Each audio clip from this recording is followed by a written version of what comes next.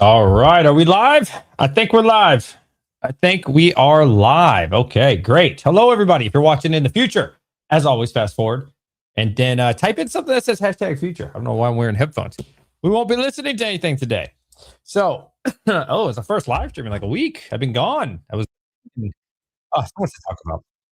Honestly, so much to talk about these days, man. A lot has been going on in my life, which is great. Great for the business. And things have slowed down certain ways, sped up in others. We're trying new things, exploring the markets. So much to talk about. So, the first thing I want to talk about, some new stuff to the store, and especially while we're waiting for people to come in, some new things that I'm trying. Don't have it all figured out, but I'm trying. Okay, I am trying. Oh, wait, why is this window not popping up? 1 second. There we go. So, new things to the store real quick that we added. We just sold out of Abyss Eye today. We're like $20 under market. So, I wonder if these are going to start selling out. I'm really curious on this. Now that like PSA slabs and CGC slabs are pretty much going to be impossible to get for like really long times. I wonder if people are going to buy these because it comes with 5, but I only have a few left. I'm not sure how many I have left, like 5 or 6. I put one Chaos Rising. That's all I got in. Oh, I did add these.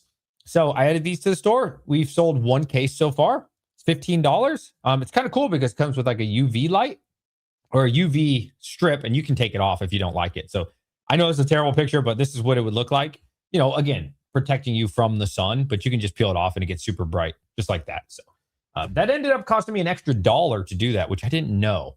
So maybe next batch, if people don't like the UV, it'd save me $1 to not do that. But honestly, it's kind of good. I mean, especially a setup like mine, if you look, like the sun is definitely hitting those ETBs 100%. Not like fully on it. There's a curtain and everything, but some of the sun does bleed through a little bit. You know what I mean? So like, I don't know. It's kind of cool for people that maybe can't always block out the sun. You can literally look how nice it looks. It looks just as normal as the other ones. Here's the same with the back on there. And then, like I said, you can just literally peel it off and it'll be bright as whatever you're used to. $15. I think we're the cheapest on the market right now. Same thing with the booster boxes. I've only sold 2 of these, I think. To be fair, most people don't know.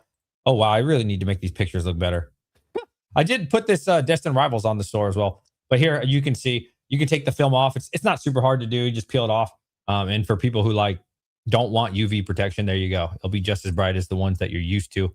And that's what it looks like. This is with the top on there as well. You can take this thing off.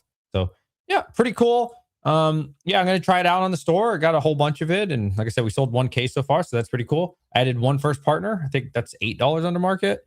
I'm not sure. I did get a bunch of Pokemon centers in today. Well, I shouldn't say a bunch. I got like 3 or 4 of the Pokemon Center for Chaos Rising I need to upload. I put the toys back in stock. We didn't sell many of these at the show. I was really disappointed about that. I was hoping these would be a big hit. So yeah, I sold one Mewtwo, and I sold, I think, one Fuecoco and one Quaxley, and I think that's it. Yeah, maybe 2 of this one. I don't remember. 2 of these and one Mewtwo. I was really disappointed in that. I thought people would be all over that. The Prismatic, nobody's interested in Prismatic right now. The bundles, we're just gonna skip it. I paid like 128 on those, so hey, I get it. People aren't really buying Prismatic. I'm almost sold out on these, man. The Bubble Mew Chase. So yeah, Piplup, same thing. Didn't sell any Piplups. Couldn't believe it. I thought for sure, for the price, I thought it was a good deal. Ultra Pros, I sold a case of these this morning, which was super cool. These are the rigid card holders. So if you're like a grader or something, this is literally at my cost when you buy a case.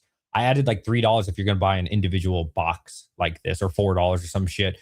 So, I had to raise the price on this one here because, oh my God, I got slaughtered. I sold them way too cheap yesterday, or not yesterday. Last time I did this sale, I sold them for 70 or 75 shipped. And then I looked at my invoice and I actually paid like 80, 85. And I lost $30 on each one shipping them to you guys. So I raised the price to $100. I still paid 85 for this one. This is the non-premium. This is the regular. As you can see, the word regular. So I'll probably lose like 15, 20 bucks on shipping. But hey, at least I'm not getting absolutely destroyed. And if you ever look up what one of these costs on Amazon, it's like close to $10. So you get 40 of these. Pretty freaking good. Again, that's like at my cost. And then this one, if you want to buy these individual, this is the clear ones. These cost me an extra 70 cents at distro. Ooh. So yeah, I think I'm $3 under Amazon. I'm pretty sure. So, you know, maybe you're buying something. I wouldn't buy this by itself, but if you're just buying one, like, you know, cool. And then I have not uploaded the premium ones, a case like this. I'm trying to sell this last case here first, and then I'll upload the premium, which again, for whatever reason, I had to pay an extra $20 for because they're premium now, or clear. I forget. So these are like the cheap ones that you'll see, the regular, and then the more expensive ones are out there. So it is what it is. I have to pay a little more. Again, I'm not making a single penny off of it. I'm probably losing money on each one, but hey, we're trying to mitigate the losses on it, right? Like last time oh my God, like I said, $30 to $40 a box I was losing. I'll try to make it so I either break even. That's really the goal, is just to break even on it. But if I do have to lose, hopefully it's like $10, you know, $15. But anyway, so that's what's new there. Hello, everybody. You ordered, just ordered one of the Aces Deluxe packs. Oh, did you? Would you like me to rip and ship it? Do you want to do it on stream? Oh, you want to do it on stream? Hey, I'll tell you what, man. I don't know how, if you go to a big show, and we'll talk about this in a minute. The big shows right now, oh my Lord. We'll talk about how I sold every single slab that I own. Would you like us to open this on stream, Manny? If not, that's fine. You can do it on your own. I'm just curious. No, I would like it sent. Okay, no problem. Absolutely. This one will be sent for you, buddy. No problem. I wish you all the best. But yeah, so we can talk about it then. So I did vend at a massive show. It was called the Card Expo. If you guys have not followed me on Instagram, I don't know what you're doing. We did some crazy deals, man. Like this was basically Collecticon. Basically, it was 650 plus vendors. I wouldn't be surprised if it was closer to 700. Dude, PSA was there. They were taking like last submissions ever. The line was crazy. I had a reel on there on Instagram. That was really cool. What else? Dude, Rare Candy was there. What's the binder company that's really famous? They sponsored the event too. Like massive, dude. Such a crazy show. And I have done a 703 show before, but this was something else, man. This was like huge, bro. Millions and millions of dollars, man. Some people were buying like my friend Ditto. Shout out to my boy Ditto.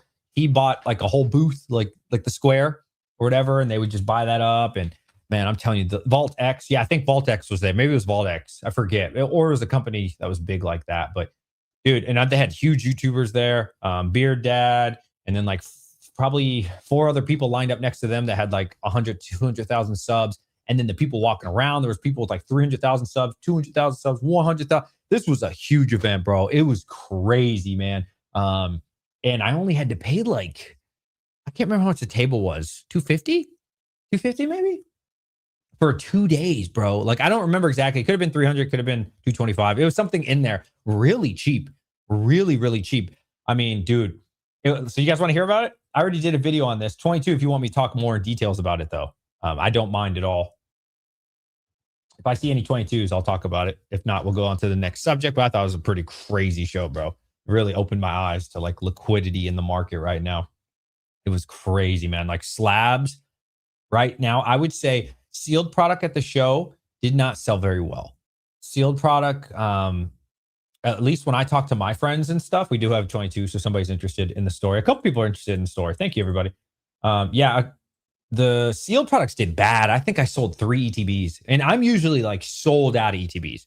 Sealed product was not the play at all. And all I brought was 1 prismatic, 2 or 3 chaos ETBs, and like 25 Ascended Heroes ETBs. Did you not get the first partners last night? Hell no, I'm not waking up at 3 o'clock in the morning. No, absolutely not. No. But anyways, like I was saying, so actually now you speak about first partners. Funny you say that. During VIP hour, this dude, he was super cool. Can't think of his name. He had a booth as well. I guess he's not good at moving bulk. He was going around in like this briefcase. So if you could imagine like a kid's like go-kart, but it was a briefcase and it had 2 pedals on it, like actual briefcase, or that's what it's supposed to look like. He was pedaling around. He's like, first partner. I was like, how much, bro? He said, $50. I said, oh, how many you got? He said, 38. I said, I'll buy them all. He said, really? I said, yeah, I'll buy them all. Great. So he went over, got 38 of them, brought them to me. And I said, hey, I really don't want to carry these home. Now, it would have been perfect for the store because market on the first partner is like, I think it's $68, right? Let's see. First partner TCG. I'm pretty sure they're like, wow, 65, 68 range. Let's see. I see 68 there. Yeah, so 68 78 is the market value right now for these. So I already knew it was like a little above $65. You know what I mean? So he said 50 bucks if I buy them all. I said, I'll buy every single one. Worst case, if they don't sell at the show, I'll put them on the store, and I can, at that price, I can give them to you guys for like 63, 62, and that's well under market. You know what I mean? So it was a win-win for me. Anyways, so I marked them all up $5. That was it, right? Because it's a volume thing, I would rather just list them behind me in the booth and make $5 a pop and not take them home and do no effort. All I did was give them cash for my fanny pack, boop, boop, boop, boop, boop, boop, which I do want to upgrade to one of those things that every other vendor has. They have like one that goes across. I'm going to buy one of those, bro. I heard they're like 20 bucks on Amazon. That's it. Because I'm like a nerd with a fanny pack and shit, but whatever. I don't care. So anyways, they all sold. I sold like 3 for 55. And then a bulk buyer came by the first day and he was like, I'll buy them all for 54. I said, brother, market's close to $70 on these. I was like, no, 60. I was like, dude, 55 is a killer deal. He's like, all right, I'll keep looking. Well, guess what? Nobody was going to sell it to him for 55 bucks like I was. So the next day he did come by. He's like, all right, you're the cheapest I could find. How about 54.50? I said, no. And then he came back and then he changed it to 54. But I think I sold 2 more on the second day. So anyways, I said, fuck it. Cause it was getting close to the end of the show. So I made $4 a pop on the remaining ones. And that was easy money. And that's what I was learning at this show, bro, with like all the liquidity stuff was just easy money, easy flips. I've learned a long time ago from comic book vending, it's better to get the volume. You know what I mean? I would rather take something in and have it sell as fast as possible that same day, especially when vending at a big show. And I know it's a 2-day show. I'd rather just keep coming in. Right? Rather than like having it for full market or close to market and it sits and I have to carry it and I have to bring it home. And it's just a lot more leg room. So yeah, I'm so glad I did that. I made $4 on each one, but it was just a lot of little stuff like that. People would come to the booth and they would offer me a card, like a graded slab or something that's not even super valuable, which to talk about slabs, we got to back it up, which bleeds into my most recent video from yesterday. So for during VIP hour, and you got to understand, I was blown away at this show, man. Like the amount of money. You guys know I've been talking about this guy named RR Collectibles, the 22-year-old who's spending $300,000 to $500,000 in a day, and he like puts it on YouTube at Collecticons. Bro, there were multiple people like this at this show, multiple. So during VIP hour, I won't say names or anything besides like one person that said I could say their name. There was like a team that went us out there, and they told me like there's 4 to 6 of them, depending on which team you're talking to. And they're spread out across the whole room and they just turn like this and buy everybody out, right? So the first guy during VIP hour, he says, hey, I want to buy your entire booth, 88%. Let's do it. And I was like, oh, dude. I was like, bro, it's VIP hour day 1. I was like, nah. He's like, come on, 88. Let's do it right now. Whole booth. I was like, bro, I want to sell for market on some stuff. I was like, come tomorrow. He's like, you sure? I was like, come tomorrow. Well, let me try to sell some stuff at market. You know what I mean? And then whatever I can't sell, fine. I'll sell to you. And a lot of people were doing that day 1, bro, like constantly. And then towards like the middle of the show, I don't know if it was the same team or what. You got to understand, dude. I don't know who everybody is, but my friend Michael, shout out to Ditto Deals on Instagram, great dude. He told me many moons ago, back in December at a 703 show, always know what percentage or dollar amount, or hopefully both, of what you want to sell your whole booth for, slabs, whatever, like have that number in mind. So I learned that already. I knew my number at minimum was going to be 88%, but I really want to shoot for 90% if you're just going to buy out everything. That does such an amazing, it makes my life easy, just like buying a collection. I make your life easy. I am buying collections, by the way, if anybody wants. I'm probably going to close it pretty soon. I've noticed all my friends are not paying 80% anymore. This might be my last week at 80%. So if anybody's looking to sell their collections, hit me up. There's a chance I might buy. I'm just looking for ETBs and booster boxes and booster bundles. But I've noticed everybody's coming down from 80% right now for collection buying. So I don't want to be the only sucker paying 80. This week I will leave it open. I don't know. I might come down on that. But anyways, so like I was saying, then a different person came around and he made me the offer of a lifetime. He said, today our team's goal, again, different team, our team's goal is to buy every single slab in the building under $200 for 90%. And I said, wow, under $200. Now you got to understand, under $200, these are some of the hardest cards to move. And I said, okay, is it just PSA? He said, we'll take CGC, we'll take tag, we'll take anything you have under $200. We need it and we need it now. And I said, fine, sure. Because you got to think, dude, I've had some of these slabs, most of these things in my cases, I have personally graded with the kids or just me, right? There's very few things that are in my inventory that like I bought off somebody. I mean, there are some, but not a lot, right? Probably like 10 to 12% is things that I've purchased. Most of it is just stuff I personally did, got a 9, and it's a $20 CGC or a PSA. It's junk. But anyways, so he bought all that. I think that ended up being, don't quote me, $800 or $900, $780, something like around there. And I was so happy because, like I said, I couldn't sell this shit to save my life. These under $200 slabs literally could not get rid of to save my life. So he bought all of them in one scoop for 90%. I couldn't believe it. I was so ecstatic because this shit's just been taking up space in my briefcase. And so I was super happy. It's crazy the amount of money these guys are walking around with, bro. Like massive briefcases just full of $100 bills. Anyway, so that's how we started off. Then another team came by. He offered 88% for everything under $1,000. I said no respectfully. Thank God I didn't take that one. It was a great offer. I mean, 88% to buy basically everything you own. I mean, I do have some cards that are over 1,000, probably like 5 of them at the time. You know what I mean? But it wasn't a lot. But I was like, yeah, that's a great deal, dude. And you could tell they were antsy to buy too. They want it. They want to buy everybody in the entire show, and there's multiple teams competing for that. Now, what was interesting for me, I won't say who because they asked me not to, but maybe you can figure that out on your own. Places like Galaxy Grails were there. I will say that, okay? So it wasn't, at least from what I could see, a lot of whatnotters and eBay streamers. This time, I have seen that before, like fanatics and big streamers come and stuff like that normally at these kind of shows.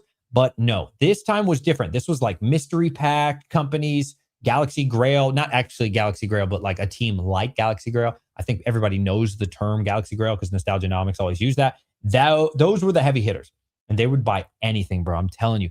I sold a CGC 7, like a first edition common card that I got out of one of these ace cards, bro. Like out of these ace things that I did on my own mystery slabs. Like they would buy literally anything in a slab for 90%. So again, I'm ecstatic. I'm in a great mood. Singles sold okay for me. But the bigs and sealed sold terrible. Sealed was bad, man. Like I talked to my friends, nobody was really buying sealed that day for some reason. And what's crazy is I was like the cheapest in the market or in the building for Ascended Heroes. So I started at 175, which I believe was already cheaper than everybody. Market on Ascended Heroes ETBs is like 185. So I was the cheapest already. I think I sold 1 or 2 at 175. And then the second day I lowered that to 170. But nobody wanted it. Nobody was buying sealed, even though I was the cheapest in the room. I think at 170, I sold another 2. I don't know, maybe 3. It's hard to remember, but it wasn't much, bro. I was really shocked. I was shocked at how nobody wanted sealed product. I'm sure people want sealed product, just not like at market value or close to market. You know what I mean? People were being a little more frugal with their money when it comes to sealed. And singles, like I said, the singles sold pretty decent for me, but it's never like a huge dollar amount. $2 cards, $5, $20, stuff like that for sure. There was a lot of people that I could tell. They wouldn't tell me it wasn't the whales or anything, but there was like little minnows that would like, and other vendors as well. Hey, if I take out a whole bunch, can we work a percentage? I say, hey, before you touch any of my cards, because that shit's annoying. I've had one person, not this weekend, but at a different show, say that. And then they take it all out, and then I don't agree to their percentage, and now I have to put it back in. It's just really annoying, and they don't know the order of how I like things, so I just find it to be annoying. So, if we're going to talk business, I like to talk percentage before we waste either of our times. So that's some pretty good offers. Some people offered me like 87, 88% for singles, and I said, yeah, sure. If you're going to buy a whole bunch, I don't mind. So I took yes on a lot of those. But yeah, singles was pretty good. But again, it doesn't make up like a huge amount of my inventory or anything. Ascended Heroes, SIR sold pretty well. Sold my son Zekrom, which he was super ecstatic about, man. We found that together, and he just really wanted to sell that Zekrom because he wants to buy like a scooter, like electric scooter. I guess that's what all the kids are doing right now. That was super cool. And yeah, that was really fun. But anyways, second day comes around. Yo, Izzy, my man. What's up, buddy? Hey. My man right here, Izzy. Make sure you guys subscribe to Izzy. I think you're doing YouTube now, right? I know for sure he's pretty big on Instagram now. Shout out to my boy Izzy, man. Make sure you subscribe to him on YouTube. So anyways, day 2 comes around and I already knew. You guys know me. What is my business model? I'm trying to get into just purely sealed, right? Just sealed. So you got to understand everything, not everything, most of the things on my table I personally found with the kids or came from my master sets or things I've just graded on my own. So it don't really matter, bro. If you pay me 50%, I'm up big. You know what I mean? Everything almost, I'm up big. It doesn't really matter. Second day comes around and this guy, he actually did say I could say his name. He was 007 Deals on Instagram. I like this dude. This dude was straight to business. He thinks just like me. I like the way he was kind and nice, right? He's very, but he's also business oriented. And that's something I really liked. Some people are very rude. I don't like dealing with those people. They'll walk by 87%, 87, 85%, 85%. I'm just like, nah, keep going, bro. But this guy was cool. He's like, hey, what's going on? I shook his hand, blah, blah. He said, hey, man, I would love to buy you out at 90% for the bigger cards and 88 for anything else. And I said, let's do it, man. So I worked a deal with him. Again, his name's 007 Deals. He was super cool, man. This dude, he was a young kid, reminded me of RJ Collectibles. And I told him that. I said, dude, you remind me of RJ Collectibles. He goes, you mean whoever? Like his first name? I don't know the guy's first name. I was like, I don't know who that is. He's like, that's RJ's real name. And I was like, oh. He's like, yeah, dude, we're homies. Like, that's my friend. I was like, oh, for real? I was like, that's great. He's like, yeah, bro. Yeah, we work together all the time. And I was like, dude, no way. He's like, yeah. So that was really cool that he like knows the guy, or at least so he says, right? He knows the guy that I watch on YouTube, and I'm just like, damn, these kids are doing hundreds of thousands of dollars. So, anyways, anything what we worked it out to was anything over like $500. I wanted 90%, so he bought everything. Everything was so great. Everything I couldn't sell for market to other people, or like 95% on the second day, he bought for 90%, and anything under 500, he gave me 88. Now, do keep in mind, everybody uses card ladder. Does it help or hurt you? I think in my case, it hurt me some because I only used eBay last solds. And so Card Ladder does use eBay, but it also uses like some other shit too, which again, I don't pay for the service. Admittedly, I'm not exactly sure what it uses. But some things I had, like my Sylveon, for example, I think market was like 1,700 or 1,650, and Card Ladder was showing like 1,570. You know what I mean? So like in that way, it did hurt me. But you got to think, I found the Sylveon with the kids and got it, and graded it PSA and got a 10. So I don't really give a shit if you even want to give me like 1,300. I'm up so much on it. It cost me, I don't know, $100, right? Like total, maybe 150 with the fees from PSA. Like it's nothing for me. You know what I mean? But anyway, he was super cool. So we come up with a number just in case Uncle Sam's watching. I'm not going to say what that number is, but it was a big number for all the rest of my slabs. Really big number. And he calls up his dude, man. This shit was like some movie shit, bro. He calls up a dude. He's like, hey, blah, blah, blah. I need X amount of money. He's like, just wait a minute. Dude comes in with a briefcase, opens it up. He takes out the stacks. There's a band for you or whatever it was. And then 1,000. 2,000, 3,000, whatever it was, right? Whatever that number was, took the rest of the money, put it back in the briefcase. His teammate walked away. I'm sitting there like, yo, what the fuck? This kid's like, I don't know. He looked 24, man, 25. I don't know, maybe 23, but he was a young cat, bro. And I was just like, damn, bro. Like these dudes they got so much fucking money. They're literally just buying everybody out, bro. The whole building with just stacks of hundreds, bro. Their team, it was mind blowing, bro. It was like, wow. I mean, I've heard about this stuff. I've never seen it. I've never experienced it. I've never been a part of it. It was something else, man. It was something else, man. Like just seeing it. And yeah, super cool dude, man. That guy was very cool. And so then I found out he's like more local to me. And I saw him on Discord group that I'm already in. It's like a Virginia or DMV area. I think it's all of them together. And he posted in there. Now, I can't say this is true or not. I don't know, but I believe him. He has no reason to lie. He said, did $500,000 in buys this weekend, looking to cash out more people, unlimited money, $300,000 cash available. Rest will be Zelle or Wire. That was like his Discord post. And I was just like, wow, he did 500,000 in buys this weekend. Like shit, dude. Shit. So if you're wondering right now, okay, well, who's the person buying these? Again, I won't say the website or the team or anything. What they told me is This is their directions, right? They fly out. You gotta understand there's multiple teams, so I'm sure they all do different things. But the team that I talked to that actually spilled the beans to me, he said, our team told us, or our whoever's in charge of them, right? Our person told us buy every slab for 90%. Doesn't matter the company. It could be, I think there's AGS. It doesn't fucking matter. Buy it, and every one that you sell will pay you 110%. 20% gains. So, if people are spending 100 grand, you're guaranteed 20K profit, bro. Like, let that sink in. Isn't that crazy? Like, I think your average person in America makes like 45,000 a year, maybe even 40,000, right? Depending on your state or whatever. People are making, some people in that building were easily making people's yearly paycheck in a day or two, bro. Like, it's crazy to think about the amount of money that was in that building, bro, and like the amount of buys. And I was just like, wow. And then they're going to do it all over again. Right now, they're going to fly out to the next Collecticon. I don't know which one that is. They're just going to fly out the next Collecticon. They're going to drop probably another $500,000 or whatever. And again, there's multiple teams competing for this, right? That's why they're spreading out. That's how little slabs are out there. And that's how much money is in these like websites. And if you think about it, these websites are crazy, right? Because I bought something off Nostalgianomics just to support him, really, to be honest with you. Off his Galaxy Grail, I didn't really care if I got something big or not. I like to support people that I watch, you know what I mean? So I bought something off him, and then I sold it back to the company because I didn't really want it for 85%. So if you think about it, you're paying for a gamble or a chance at like full market. And then if you don't like the card, you sell it back to them for 85%. So they make money off you gambling, and then they make a 15%, or they make their 15% on top of that. They're stacking bills out there, bro. They're making bank out there. And there's just not enough of these cards. And that's why I'm going to go ahead. If I had another show, I would open this up, bro. I don't have any more shows. I could sign up, but I think I'm done betting for now anyways.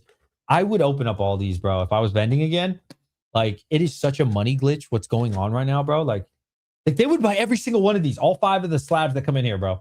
They would literally pay between 88 and 90% on every single thing in here. So it's like, you can't even lose. And it's hard, man. It's hard to like not open them all up. Median is around 45. Average is 75. I don't think the average is 75. You think? That sounds really high. Oh, you know what? That could be because of billionaires. Billionaires and like all the millionaires are just raising the bottom people. So yeah, I wouldn't go with 75. 75 is really high. Kourtney Kardashian is here. Strap in. Is she here? I don't know which one's Kourtney. Yeah, I'm not sure which one's Kourtney. I know Kim was doing something with Pokemon. Let's see. Backing the truck up on Crystal Lugia 30th. Nice, man. Normies have the wrong idea. Oh, okay. Dude, I'm telling you, man. Oh, so let's talk about the money glitch. Let's talk about it more. I talked about it in yesterday's video. So after identifying that these massive teams are here to buy anything, doesn't matter what brand or whatever slab. Again, this is only like really big shows, so keep that in mind. I would not spend your life savings to go buy a bunch of junk slabs, especially if you're at like a medium to small show. But I'm just saying, at these big ones.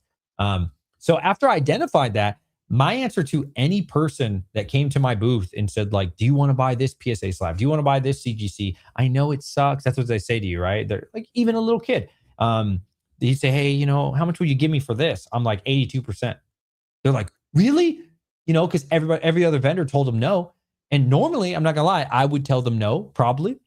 But just knowing that this team's walking around, and I know for a fact they're gonna pay me 87, worst case, maybe 88 or up to 90, depending on what it is. The answer is just yes. So like, it was great for everybody, bro. It was seriously like a money glitch.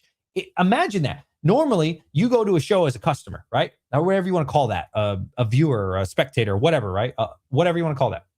Damn well, ain't nobody buying your trash, not trash, but like your low end cards. Nobody wants that stuff, right? Like they want the big hitters, a couple $100 or at least over $100 slab or something, right? Normally.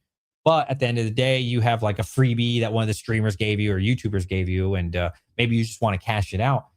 So it was great for them too, because nobody else would historically buy that shit. They came to me or other people like me. I'll pay them 82, 84%. And I know, hey, I'm going to make an easy 3 to 5% and get rid of it within an hour, So Everybody was winning, bro. It was great. It was the greatest show on earth. I swear, man. Everybody was eating. I had this other guy. His name was Brandon. He was super cool. He was selling me Prismatic and Ascended Heroes at $12 a pack. So he would go around. This was great. This kid, shout out to this kid. I don't know if he watches my content. He says he's seen me on YouTube. I guess that's why he wanted to work with me or whatever. He was super cool. But he was going around. You know, I don't have time to leave my booth. It's just me, right? My kid helped out a little bit, but you know how it is when a 10-year-old helps. It ain't much help. He was going around the whole show. I'm sorry, let me back it up. We worked a deal on price. He said, how much do you pay me per Prismatic pack and Ascended Heroes pack? I said, $12 because market's like $14.80 or whatever it is, 15. I said, $12 a pop. He said, done. He was just scouting around all of the building, and then he would come back to me with like all these 3-pack and 5-pack. Like, I'm sorry, what is it for the pin? Pin is 5 for Ascended, right? So he was just buying stacks of Ascended where he knew he could make $1 off each pack inside of that. So he's making $5 a pop. So he would come to me, and I opened them all because I wasn't about to freaking take all that shit in my car, right? My car's already full. Like, we made it a family trip. So I'll show you guys. One second. It was awesome, dude.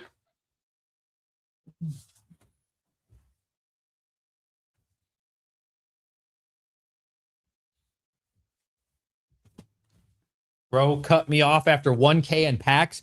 Bro, I had to. I'm so sorry. Was that you, Brandon? Are you Brandon?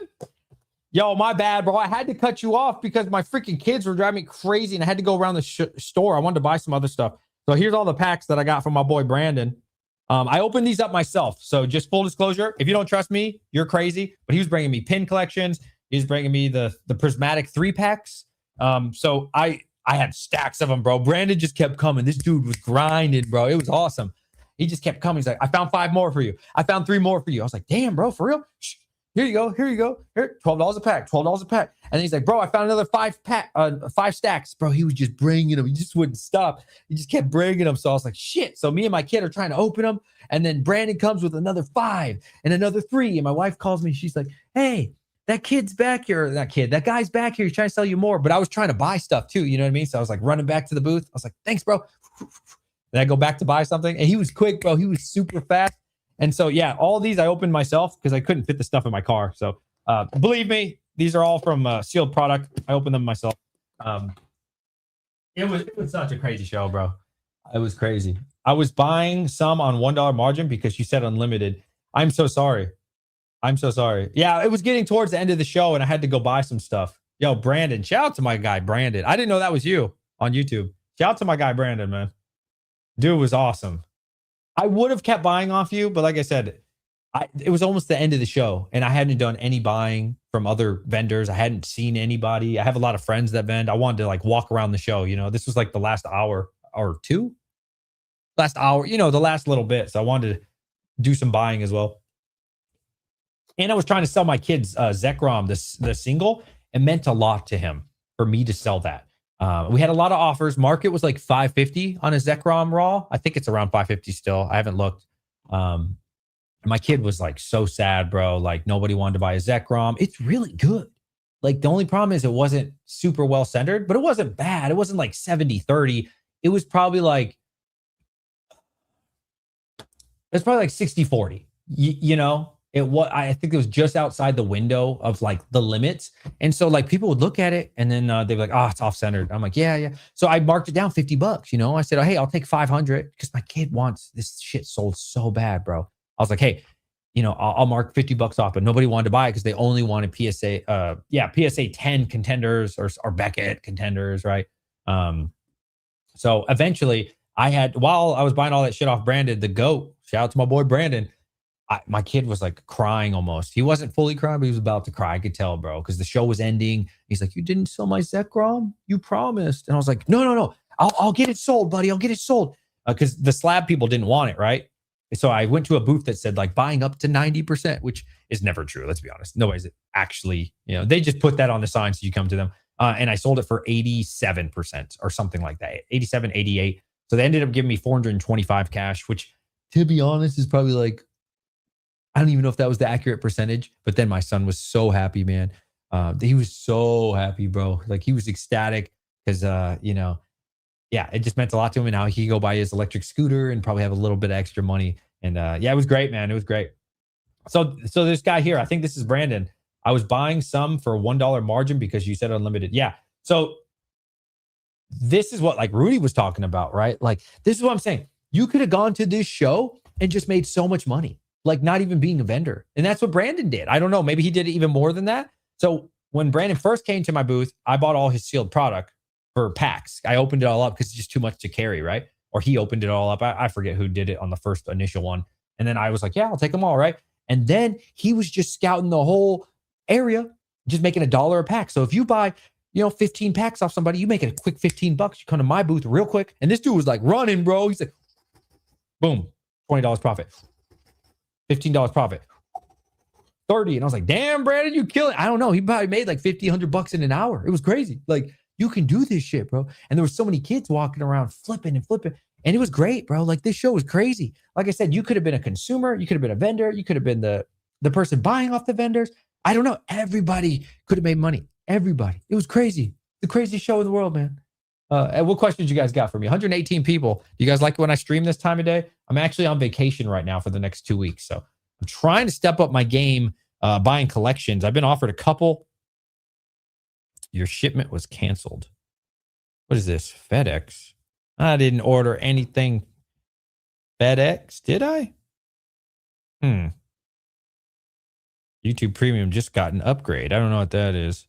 Somebody just ordered something. If that is you guys, let me know. Are they buying Rudy slabs?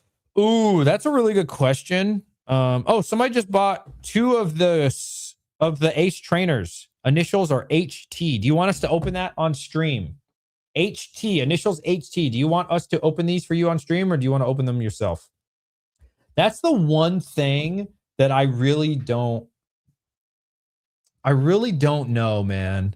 I love Rudy. I've been watching Rudy for a very long time. I used to be a Patreon once upon a time, all that good stuff. Long-term viewer, love him to death. That's like my biggest fear is like, how do you sell this stuff? You open them yourself? Okay, sounds good, dude. Hell yeah. Thank you so much. Thank you. That's definitely the thing that scares me the most for sure with Rudy's slabs. It's like, yeah, you can get them in a slab, but like, is there anybody going to buy that shit? I don't know. Cause like Rudy's got a big influence, but I don't think he has a big enough influence. To be honest with you, I don't think he has a big enough influence to where like people are going to be buying his company. Now, I could be wrong. Maybe he'll impress me, but I think at the moment, like if somebody brought you a Rayquaza from Evolving Skies, right? Are you going to buy that, bro? Because it says 10. Are you going to give him the 10 premium for like a Rudy slab? Like, what are I'm just curious. Like, what are the qualifications of that company? Like, what? I mean, I wouldn't send them anything big. If it's just me, like if it's the family heirloom, if it's something like this, yeah, I send them some stuff like this for sure. I mean, what is this? Yeah, I'd send them like, some IRs, maybe some low end SIRs or something, but I'm not going to be sending like, I'm sorry, bro. I can't invest my future into that. Not with like big stuff, bro. Now, you know what I mean? I don't know. I hope he does well, though. I would love him to do well. That'd be great. I love Rudy to death. TS guarding to get enough product from distro to consider selling online. TS guarding. I don't know who that is. Starting a grading company is probably the best idea right now. I love an underdog. Yo, what's up? FOMO. For PC, I wouldn't mind having any slabs, but try to sell that the same way as you. Yeah, that's tough, man. That's tough. So, dude, I mean, this show was killer. This show was so good, man. Like, holy shit. I would do that again. I'm not going to lie to you. I would go to that show again. And I know they're having another one. I think I might have missed the sign up because I already knew they invited me and stuff. Make sure you guys follow me on Instagram. I post a lot over there and show you some cool stuff. They invited me to the next show like a month ago, but I think I was like, nah, I'm done vending. If I could do it again, I would have signed up for that next show because I think it's going to be the same size as this. And I would just buy the booth and says buying now. And I would just become a buying station. Seriously. I wouldn't even maybe I'd have like one case to sell something, but I don't really have any slabs left. How would you do it differently? You talking about the grading card company? I mean, there's nothing I would do better or worse. I mean, I think the slabs are ugly personally. No offense or anything. I don't like the circle thing. I think it looks ugly, but it's more than that. It's a money thing, right? Like if people are going to put millions into it, like they need to know they can sell it. So I don't think visually or anything I would change. For me, it's not even about that. It's just like people need to know that they can get their money back. You know what I'm saying for those cards. Question: was the sealed slowdown show specific, or are you seeing that online too? So I'm not going to lie to you. I am seeing a little bit of a slowdown. To be fair, now it's hard to know, like on my store. To be fair though, it is kind of hard to know because I didn't make videos for 6 days because I was out vending for the weekend with my family. I turned it into a family trip, right? So I didn't make any YouTube content. And I've always said this: if I don't make a video, I don't get any sales. And I'll tell you what, didn't make sales for 5-6 days, a video for 5-6 days. That was true. Now, to be fair, at the top of my store, it says like going out of town will return to June or something like that. So that's also why I didn't get sales, because I told people basically do not buy from my store. I won't return until 2 June. I still got 3 people that ordered. So I emailed all of them. I was like, hey, just to let you know, I'm not sure if you saw the massive red banner. I didn't say the word massive, but you know, I was being facetious there, but yeah, I don't know if you saw the big red banner at the top that said, you know, I won't return until 2 June out of town vending, but I will not be able to ship your order until Tuesday. And everybody was cool with it. But yeah, I think it's hard to say because I just made my video yesterday, and I think that video did decent. It did like 3,000 views, so that was pretty good. And then I did start getting orders as soon as I made that YouTube video. So I've always noticed if I don't make a video, I don't make a sale. So it's hard to directly say like are sales down online considering I was gone. You see what I'm saying? Because again, no video, no sale. That's just the way the business works.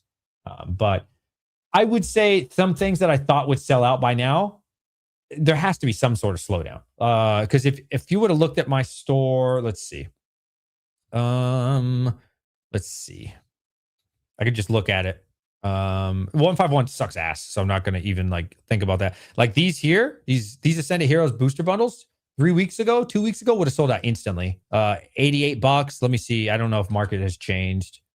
I just listed these this morning. Ascended Heroes booster bundle. What is market on the booster bundle right now? Oh wow, this went up. So $91 currently, and last sold was 95. You know, so before that was 93, right? So these are well over 93 bucks. And so I brought it down to 88. I'll tell you, a couple weeks ago, this would have sold out instantly. This wouldn't have been sitting on the site since the morning like it is right now. So that shows me like people are not as quick to buy right now. That's a fact. I mean, Chaos Rising, 85 bucks. I think that's a couple dollars under market or like right at market. I only have one. So, if this was like a hotter market, like it was just a few weeks ago, this would have already sold. I can tell you that. Crown Zenith, I would say the market has slowed down a bit for sure, because like this is like $10 under market or something. Maybe normally that would have sold out. Let's see. This first partner, I am shocked this hasn't sold out. Shocked this hasn't sold out. Now it could be because there's a wrinkle right there, but who gives a shit, right? Like you just want to open this and try to get the Charmander and Kanto, right?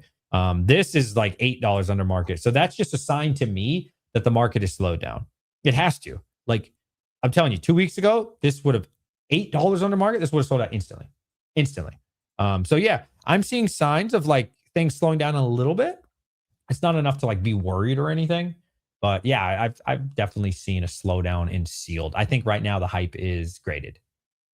3 point, whenever in Q4 might be worth it around 30th and everything. I love 3 point. Yeah, 3 point RVA. I've done 3 of their shows, 2 of their shows. Yeah, 3 point's great. 3 point's a really good show. It's very cheap. It's not far for me. It takes me like 45 minutes to drive there, 40 minutes, somewhere around there. I don't mind doing those shows at all. It's really good. Anytime I can go to a show that's big, yeah, I'm gonna go if it's under an hour. Absolutely. You think Rudy has the biggest Pokemon sealed collection? Oh, I think that's fact. I think that's not even debatable. Yeah, for at least Scarlet and Violet, he says. Probably. TCG is growing rapidly as well. I've noticed online games are faster to find, stream viewership is up, and more people are signing up for tournaments. up the prize pool, and it'll keep going up. Oh, that's good. I'm glad. I don't know much about the actual TCG, but I'm glad. It's good to hear. Interesting. Appreciate that. The thoughtful reply. Well, thank you. Classic summer slowdown. Yeah, of course, right? It's normal. Yeah, it always happens in the summer for crypto. Like crypto's down bad right now. Holy shit, bro. And I'm still holding my Bitcoin from 29,000 from God, how many years ago was that? I bought a whole coin when it was 29,000. So what year? 2022? I don't know. 2020? I have no idea. I saw an article about someone recently buying a $40 deck of cards and won $10,000 with it. That's the best margin I've seen in this hobby. I don't even know how you could do that. Like, what is that? Rip it. You can rip one of the Ace Trainers. Slab 2013. My man. Okay. Did you buy multiple? Okay. Order 2013. He wants to open one. Hey. All right. He wants to open one. How many did you buy, bro? You bought two. Nice. Okay. So I will let you pick which one you want since you're opening and for everybody. All right. Hang on. Yo, we're about to see what he gets. Where are the rest of them? Give me a minute.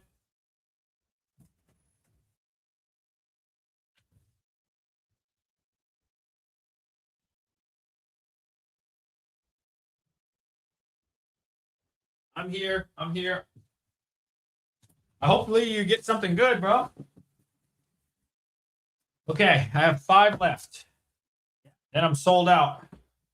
I got a feeling these are going to start selling out in general. Now, I'm pretty sure I'm sold out on my store. Let me see. I might have one more, but this is it, man. I'm done. I got no more left. I sold them all.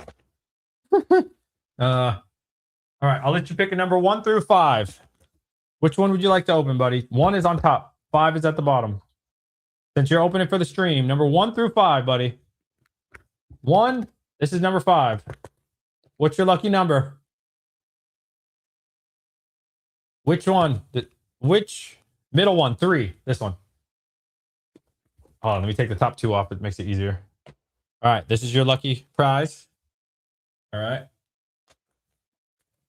My boy, Lore Alley. Here we go.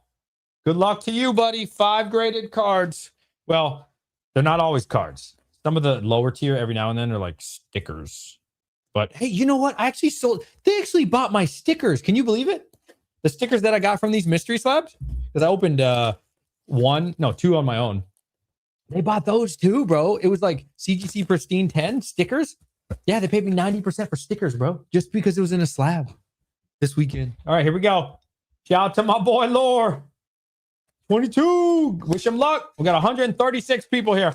So if you don't know, these come with 5, let's see, 3 common, 1 uncommon, and 1 rare. So rare obviously is like your big hit. That's really what you're here for, to be honest. The rest are like fun. So we'll start off with the 3 low end stuff, and hopefully you get something halfway decent. Okay. Iona's Kilowattrel. That's actually a pretty cool card, man. I have multiple of these. That's a decent slab. At least it's a popular journey together. Yeah. Hey, for a common card, that's a good start. Oh, so you get 3 commons, right? So 3 lower end stuff. For at least it's first edition. First edition Snubble. I don't know this Pokemon. Oops. Snubble, first edition, CGC. And your last common card. Here we go, buddy. Ooh, 10. Let's go. Jim Mint, 10. CGC Pommy. Which one's that? Half. Paldean Face. Nice. So add a rotation. Cool. Okay. Hey, you got a 10. Can't complain there. All right. Now for your uncommon card. So you're middle of the pack now. We should be stepping it up just a little bit. Everybody, 22. 22 for my boy. Lore Alley. Can we get some 22s for good luck? He just spent $200 on this. Come on. Show him some love. Woo! Oh, Pristine 10. I don't know what that's worth. You got to look that one up for me. Pristine 10 sticker. Hey, I'll tell you what. These things sell, man. I had like 2 or 3 of these. And they all sold for 90%. They sell. Believe it or not, people collect this stuff, man. Not me, but that's from Old Maid. Hey, believe it or not, people buy that shit, bro. Old Maid. All right, here you go. This is the big one. I hope we get something good for you, buddy. This is the big boy. This is really why you paid. You ready for this? Here it is.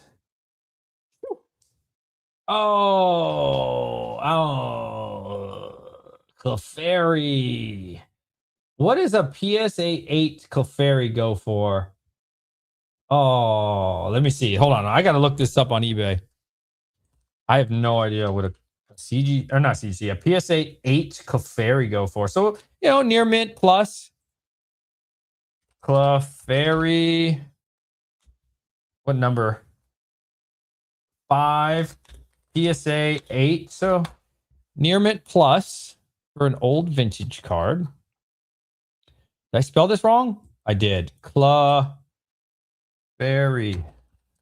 Let's see if you broke even. Hopefully you broke even on that.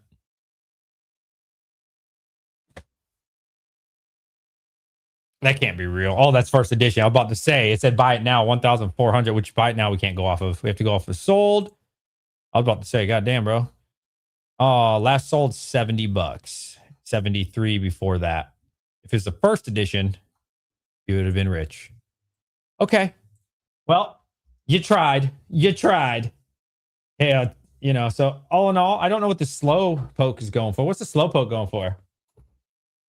You see 100? Okay, maybe I'm wrong. I saw a little less.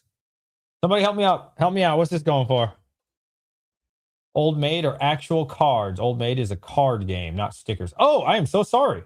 I thought that was a sticker because of the back. I am so sorry. Okay, let's look this one up. Yeah, hopefully this one saves you a little bit.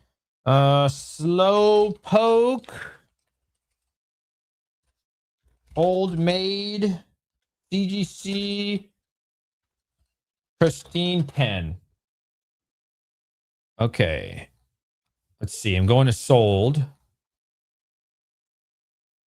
Oh, last sold 46. Before that was 40. And then before that, interesting enough, 25. I don't know why that one's 25, then 30. I'm not going to go that high as 45. I'm going to go with like 35 because the ones before that were a little lower. So it has gone up in value. Okay, so I'd say these two cards are about $100, 110. So, yeah. And then these ones, I don't know. I'm sure they've got some sort of value to them. So, but we'll say these two cards roughly 110 plus. Let's see. I don't know what these ones are. Somebody'd have to look these ones up. I don't know. I'm just gonna guess $20. I don't know. I could be wrong. Like 130. This, I don't know. First edition, $20, 150. And then this one, I'm just guessing 15, $20. So like, just if I had to guess, like 170 range total. Not bad, right? I mean, you didn't make any money, but you didn't get destroyed. I have bought a GameStop mystery slab before, and I got nothing back. Old Maid as a kid? No. What year did that come out? I'm 36, bro. I'm 36. I was around for the original Pokemon. So I was playing yellow. Well, first red and blue, then yellow, then gold, then silver. And then I got out of it for a while. Let me see. Old Maid release date. You guys might be younger than me. Oh, I need to type in Pokemon maybe. I definitely don't remember a game called Old Maid when I was a kid. Released in Japan in 2019. Oh yeah, no, I wasn't playing in 2019. 180, 190, yeah, for sure. You didn't get demolished. I'll say that. I haven't. To be fair, I haven't seen anybody that I've opened an ace pack get destroyed. Now you might have not made any money, but I haven't seen one person get under like 130, 140 bucks. Not one. A couple people opened them at the show as well. And they also got about 130, 140. So I don't know if you're going to get a huge hit, but I'll tell you, you're not going to get absolutely demolished. I'll say that. You're not going to get demolished. Old Maid is a classic card game, not Pokemon. Oh. Okay. I don't know. I've never heard of that one. Old Maid is a standalone card game. They just made a Pokemon version. Okay. Do you get ace packs often? This was my first time. So if you guys don't know Cardinal Gaming, you should know Cardinal Gaming, but I don't know if he's the owner, the creator. I know he works with it, but so I call it his. I don't know if it's officially like his, but his name's all over it. And I like him as a YouTuber. I've been watching him since the beginning and I wanted to support him. So I bought a case. Yeah. So I just wanted to support him, that's really what it came down to. And that's really what it is. So I just wanted to support him. I like him. I did a stream with him as well. So like, how can you not support the people that you watch? You know what I mean? Like every day. Actually, I don't watch him every day because he doesn't make content every day. I would watch him every day if he made content every day. So like I've been watching him for what, a year and a half now, 2 years. So I mean, shit, how could I not support somebody I watch? But that's how I looked at it. It wasn't to like make a bunch of money or something. I just wanted to support them. And so do I sell a lot of them? I think was your question. So the case I bought, and I paid for the case, full disclosure. I wasn't like given the case. They came with 14 and I have 4 left. Actually, didn't somebody just buy? I think they're all sold out now. Let me see. I think we are officially sold out. So I need to look. I think we're officially sold out. So it took me like a month, 3 weeks. I don't know. Something around there. I'm going to type it in. Ace. It's a nice add-on item. Yeah, it's fun. I have 2 left in stock. Yeah. So we've sold 12. I'll say that. We've sold 12 so far. How's the business going? Business is going well. Definitely slowed down since I was gone for 6 days. So we were on, last month was going to be a record year for us, but then I had to go vend. It's the kids' family vacation. My wife and kids are actually going to Korea soon. My wife's from Korea. So they're going to be gone for 6 weeks. So I wanted to make sure I looked at this as like the perfect opportunity. This is a 2-day show, a huge show. I said, hey, why don't we turn this into a family trip, right? It was in Fredericksburg, Virginia. Very nice area. Tons of restaurants and very like affluent area. I don't know if all of Fredericksburg is like affluent, but the area we stayed in, the hotel, I went all out. Well, I thought I was going all out. I bought the Hampton. Ooh, right? You know what I mean? That shit was expensive. The hotel's not really worth it, to be honest. Like, I don't think it was worth $250 a night. Personally, the swimming pool was dirty, so my kids were super sad. They actually couldn't even swim. So they were really disappointed about that. But we got there Friday night. We hung out. We ate Korean food. So good. Oh my God. So nice to get some, I don't want to say authentic, but it was close to authentic. It was pretty good. Like the Korean barbecue, because the ones in my area in Richmond are ass. I take that back. There's one good place in Richmond called Korean Garden. That place is pretty good, but the rest are ass. So we ate there. Then I went to the show Saturday. Kid vended with me for like 3 hours. Then he started complaining how he's bored. You know how it is. Then Saturday night we ate out again. That was fun. Sunday, and so they enjoyed the holiday. So yeah, I turned my business trip into a family vacation. So it was like a win-win, bro. I know $250 is cheap nowadays. Is it? I thought it was expensive. Have a great time at the expo this past weekend. Hope y'all did as well. Oh, you went as well. Nice. I thought it was great. If you guys have any questions, put a stop sign in front of it. It really helps. Or question marks in front of your question. Question. What is the dimension of the box to store 10 ETBs? I can't find the box on Amazon that Reddit said. Off the top of my head, I don't want to steer you wrong. I get asked this question a lot. Let me see if I wrote it down in my phone. I don't think I wrote it in my phone. I don't want to lie to you. I can't remember off the top of my head, but I know it's downstairs. Ask me in Discord. Links in the description. It's free. $250. I don't think $250 a night's cheap, bro. Now, what $250, I'm not gonna lie to you. What $250 a night gets you is it gets you away from like, how do you say this? Trouble. It gets you away from trouble. Like I've been to some hotels before that are like $80, $60, and I don't want to take my family there. You know what I mean? So for like $250, somewhere between the $200 and $300 range, you get away from like a lot of crime and trouble. You know what I mean? So when I'm going on a family trip with my family, well, I guess you would be on a family trip. If I'm going to a hotel with the family, I'm going to pay up a little bit more. You know what I mean? So that way I can make sure they're safe. So when I'm at the show and I know they're at the hotel, they can walk around the area and I feel safe. So for me, just the security of it makes me feel good, helps me feel all right. It opened my eyes just hearing that at the potential of market boom. Shippo or Pirate Ship? I use Pirate Ship. Brian keeps telling me I need to look into Shippo. I might have to do that, bro. I might have to do that because Pirate Ship, bro, I've been getting annihilated by Pirate Ship like recently. Oh my lord. I mean, dude, like Pirate Ship, I don't know if it's Pirate Ship or UPS. Like today, I sent a package out today to somebody, and the order should have only been like $21. And I keep getting this delivery area crap. So to ship to this person, I had to pay an additional $16.50 because of their delivery order. I think it was in Oklahoma. And this keeps happening to me now. Like I got multiple people in North Dakota, this keeps happening. There's a guy in South Carolina, this keeps happening to me. Utah, this keeps happening to me. It's not everywhere in Utah. It's not everywhere in Oklahoma. It's not everywhere in North Dakota. But there's these specific places that people live. And Pirate Ship's been destroying me, bro. You know, because I price my shipping to where I don't make a penny. You know, I'd say 99% of the time I lose money on shipping. It's the only way I can keep my ship. I try my best to keep shipping as low as I can. I know it seems expensive, but believe me, I'm never making a penny off of it. But these delivery areas this last month or two for Pirate Ship have been ass, bro. Like demolishing me. You know, something that cost me $12 and the customer pays $12, they'll throw on top delivery area $9. And so I read into like what delivery area means, and it means they live in like a rural area. So like a lot of people, they live out in the country somewhere. And so I guess UPS, USPS, I'm not sure which one exactly. They charge more to go to their areas because they're out in the middle of nowhere. I'm guessing like it doesn't really give you a lot of information. It just says like delivery area. And then I did the research and found out, yeah, probably these people are like super rural. And that's why I have to like pay extra money. Pirate Ship recently has been a bit much for whatever reason. Dude, Pirate Ship's been scamming me recently, man. Like scamming. So like orders like,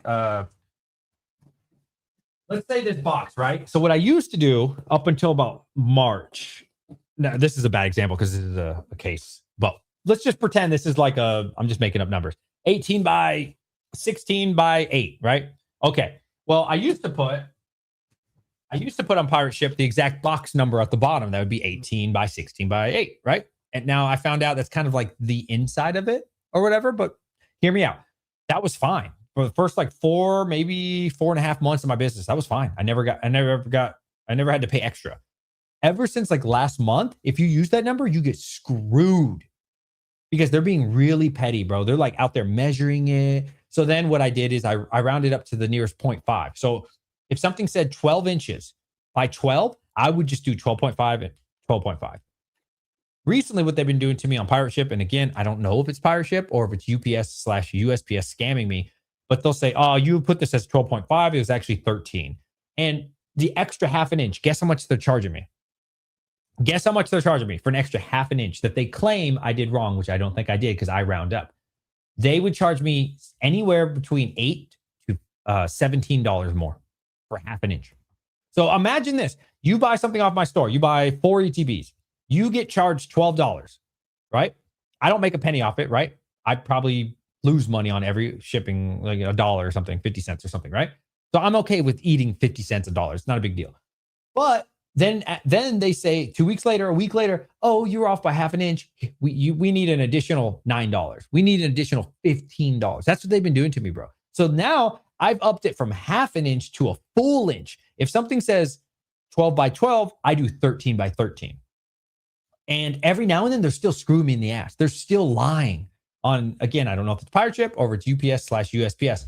I'll put it at 13 by 13, knowing it's 12 by 12. And every now and then I'm still getting emails that says, we saw that you were off by 1 inch or you were off by half an inch. We're tacking on an additional $12. And I'm like, wow. Because you got to think on an ETB, depending on the ETB, I make $5-7 on a big ETB, maybe 10, maybe $12, right? That's it. So if they charge me an extra $12, $8, I don't even profit on that order. So yeah, I don't know, man. They've been doing some sketchy stuff. I don't know if it's because of the raising prices. I don't know if it's because like now on Pirate Ship, if you haven't noticed what they do, it says Pirate Ship on it. So I'm thinking, this is just an assumption, no fact. I'm thinking that when UPS or USPS sees the words Pirate Ship at the bottom, that they're taking those more seriously and they're like really inspecting those, you know, because it happened around the same time. Historically, when I would print a UPS or USPS label, that it looked just like the one you would get from the store. But now they're actually putting pirate ship on the bottom. And then I've noticed a huge uptick of me getting scammed on shipping constantly. Ever since I had to use pirate ship, or ever since they started printing the words pirate ship. So I think something's going on, man. I think they're trying to squeeze out the customer, people like me with businesses and stuff. I think they're trying to squeeze out every penny they can. That means the person who bought lives in the sticks. Yeah, I believe it. Before kids, we would stay in whatever is cheapest. Now we make sure the place is decent. Me too, man. That's the only way to do it now. Last cheap hotel I did, they legit tried to set me and my wife up to get robbed. Had a lady fake like she was being chased, and a dude tried to hide on the side of the door. Bro, that is so scary. Oh, I just saw this message. Sorry about that. Hey, DJ, I just started my YouTube content creation card business journey. You and QnA are a big influence for me. Thank you for that. Do you have any beginner tips on how to advertise? YouTube, YouTube, and then more YouTube, bro. Like, as I always say, even me in my business, if I don't make a video, I don't make a sale. It's really that simple. Make video, make sale. No video, no sale. And also, I'd hit Instagram a bit, but like your Instagram will grow because your YouTube grows. If you just grind out Instagram, you can do that. I'm not saying don't do that. But your goal is to like sell people things. So like YouTube should be your focus, and then you can funnel them to their Instagram. Like right now, for example, I can say, let me see if I still have it copy and pasted. Look at this, right? I'll base off this paste right here. I'll probably get a follower, you know? And like on Instagram, you have to work for it. And you're doing something different. Like growing an Instagram is going to be a lot different than just growing your YouTube. But like you're also trying to get a customer. You know what I'm saying? So like you got to understand, I'll never be a big YouTuber on this channel. I can't. It's impossible, right? The biggest we have is Brian from QnA. So compared to the rest of Pokemon who gets millions of subs, there's multiple people with hundreds of thousands. You can't get big like that doing business content. It's just not a big niche, right? And so you have to be okay with that. I'm okay with that. You know what I mean? I get that. I already knew that coming into this niche. I'm in the smallest niche there is. Probably the second smallest niche is investing. So investing is like this small when it comes to Pokemon content. Pokemon business is about this big, right? So you're going to get really low views, 500 views, 100 views, 1,000 views. But that's okay because the viewers that you're getting when you make business content are much better quality. You know what I'm saying? I forgot what they call that. Like usually you do an ad that's like specific to people. I can't think of the name, not selective ads. But usually you'd have to pay to get like a very strong audience that's specific. But when you do business content, it's okay that you only get 50, 100, 200, 500 views, 1,000 views, because those type of viewers are worth way more than 10,000 viewers. I could do tons of viral content. I know how to do viral content, man. I've been on YouTube for years. I've been doing this a long time. I have multiple channels over 10,000, like 3, right? I know how to do this. I don't make that type of content because it's not going to turn into anything, When I did, I don't know if you guys remember early on in this channel, I knew what I was doing. I was like, I'm going to weigh a bunch of Black Bolt packs. Then I gave them away for free, by the way. Full disclosure, I didn't sell them to people. I weighed a whole bunch of Black Bolt packs trying to find a God pack. I think it was 14, 15,000 views. Fast, too. I knew that was going to be a big hit, But guess how many customers that got me? 0.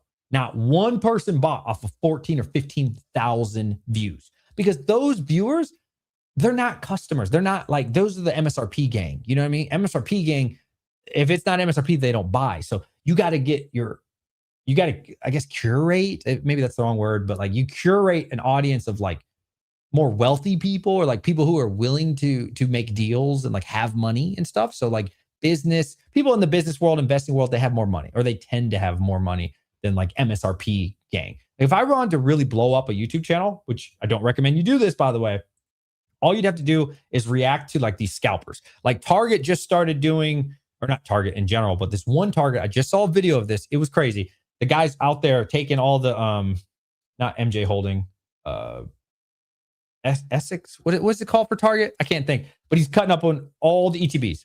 And people are like, what are you doing in the video? He's like, it's our policy now. We open up all the ETBs to fight against scalpers. That is how you blow up a channel. If you wanted to grow a YouTube or an Instagram or something, you would be reacting to that. Now, that won't get you customers. That won't make you any money. But if you wanted to blow up a channel, that's how you do it. So definitely stay the course, make content. Hopefully that helped you out. A lot of delivery drivers are stealing cards too. I've heard that. Oh, Izzy, my boy, can you cross verify both, like a Uber versus Lyft type thing? Are we talking about pirate ship versus the other company? I have never seen that option if that's what you're talking about. My card hasn't delivered yet. Made some calls. Says out for delivery. It shows driver name Rakim. Some USPS bootlicker has their thumb on the scale. I hate USPS. I cannot stand USPS.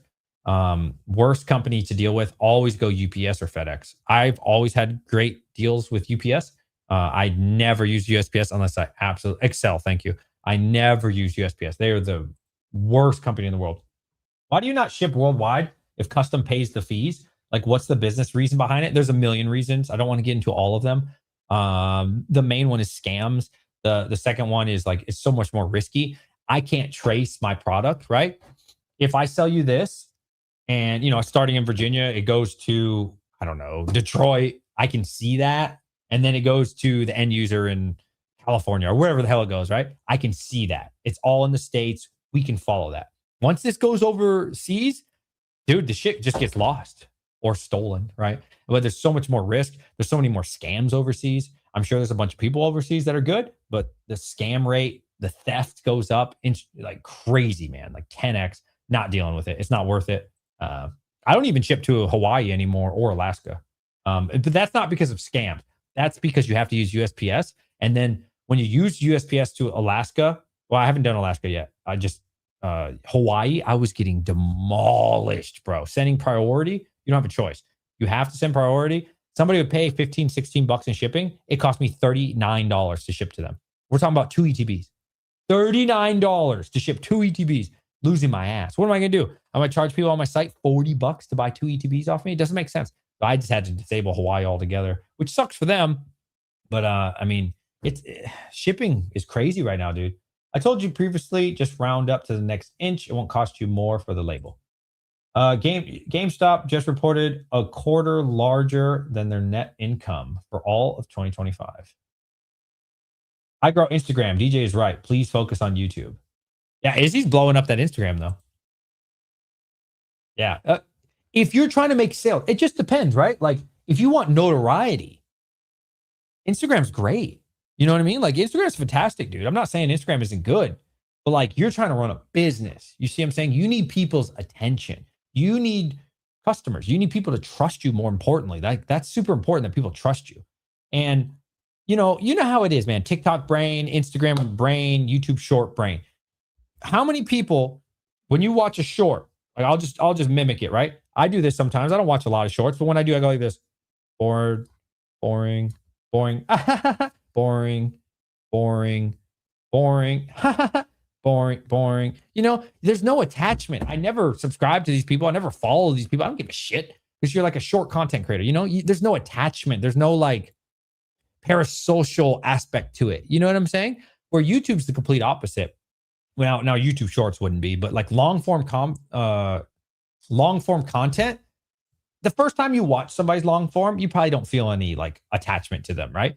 But the second time you watch them, you might feel a little bit more. The third time, you're like, hey, I remember this guy. Yeah, he's kind of cool. You know what? DJ's Poke Center, he seems legit. Let me try him out. I like his channel. I'm going to buy something off him. And that's how it works, right? You build like this parasocial relationship. They start to get used to your videos. And so like every time Nostalgianomics post, you probably click it, right? Every time Brian, QnA, post, you click it because you built this relationship with him, or so you think, right? It's parasocial, but whatever. That's a different debate. And so like short form, you don't build a relationship. You don't feel like part of it. You know what I'm saying? So like, yeah, definitely YouTube's the way to go, buddy. Shippo is way better. Any additional postage they charge to your account, i.e. I sent a package for £7 and I had it at 4. For some reason, they charged my account an extra 80 cents. Now that's nice. What they're doing to me, as I said, if it's half an inch off, which it isn't, they're lying. If it's 1 inch off, they're really lying because I am very, very careful and vigilant with everything I do for packing. They charge me, like I said, best case $8, worst case like almost $20 for half an inch, bro. They just lie through their teeth. I might switch it up. I created Instagram too, but didn't start there yet because my website is not yet online. But yeah, YouTube, just YouTube. YouTube's the way to go. Radio term is P1 for the most dedicated listeners. I don't know what that means. What is Collecticon or Sports Wax? What is Collecticon? It's a huge event. Grail's Gone Wild. That's a cool name. Almost as large. Excel, thank you for that. Yeah, I get your point. Thanks. I'm not trying to become an influencer. I'm doing only business and update content at the moment. Good to know. Shipping internationally is also risky in regards to fraud, chargebacks, fluctuating shipping costs with different international locations. Yes. So what I would do, I'm here to tell you, unless you live in California or really close to California, make sure that California costs more. Now, I live on the East Coast. Every time I ship to California, I lose money. When I first started the business, I was getting taken out back and just, you know what I'm saying right now, destroyed from California, demolished. Do not do $10 for all of the United States. I did that at first, annihilated. I mean, I was losing, dude, sometimes I was losing, Washington State's really expensive too. My first order, I lost $40 in shipping. The first time I ever had an order. I had Prismatic, those Lucario boxes. I put 10 on the store. Somebody bought all 10. And I had to ship it to Washington State. I charged them $10 in shipping. It cost me $52. So yeah, I lost over $40 on my first order. Boom, gone to nothing. So be careful.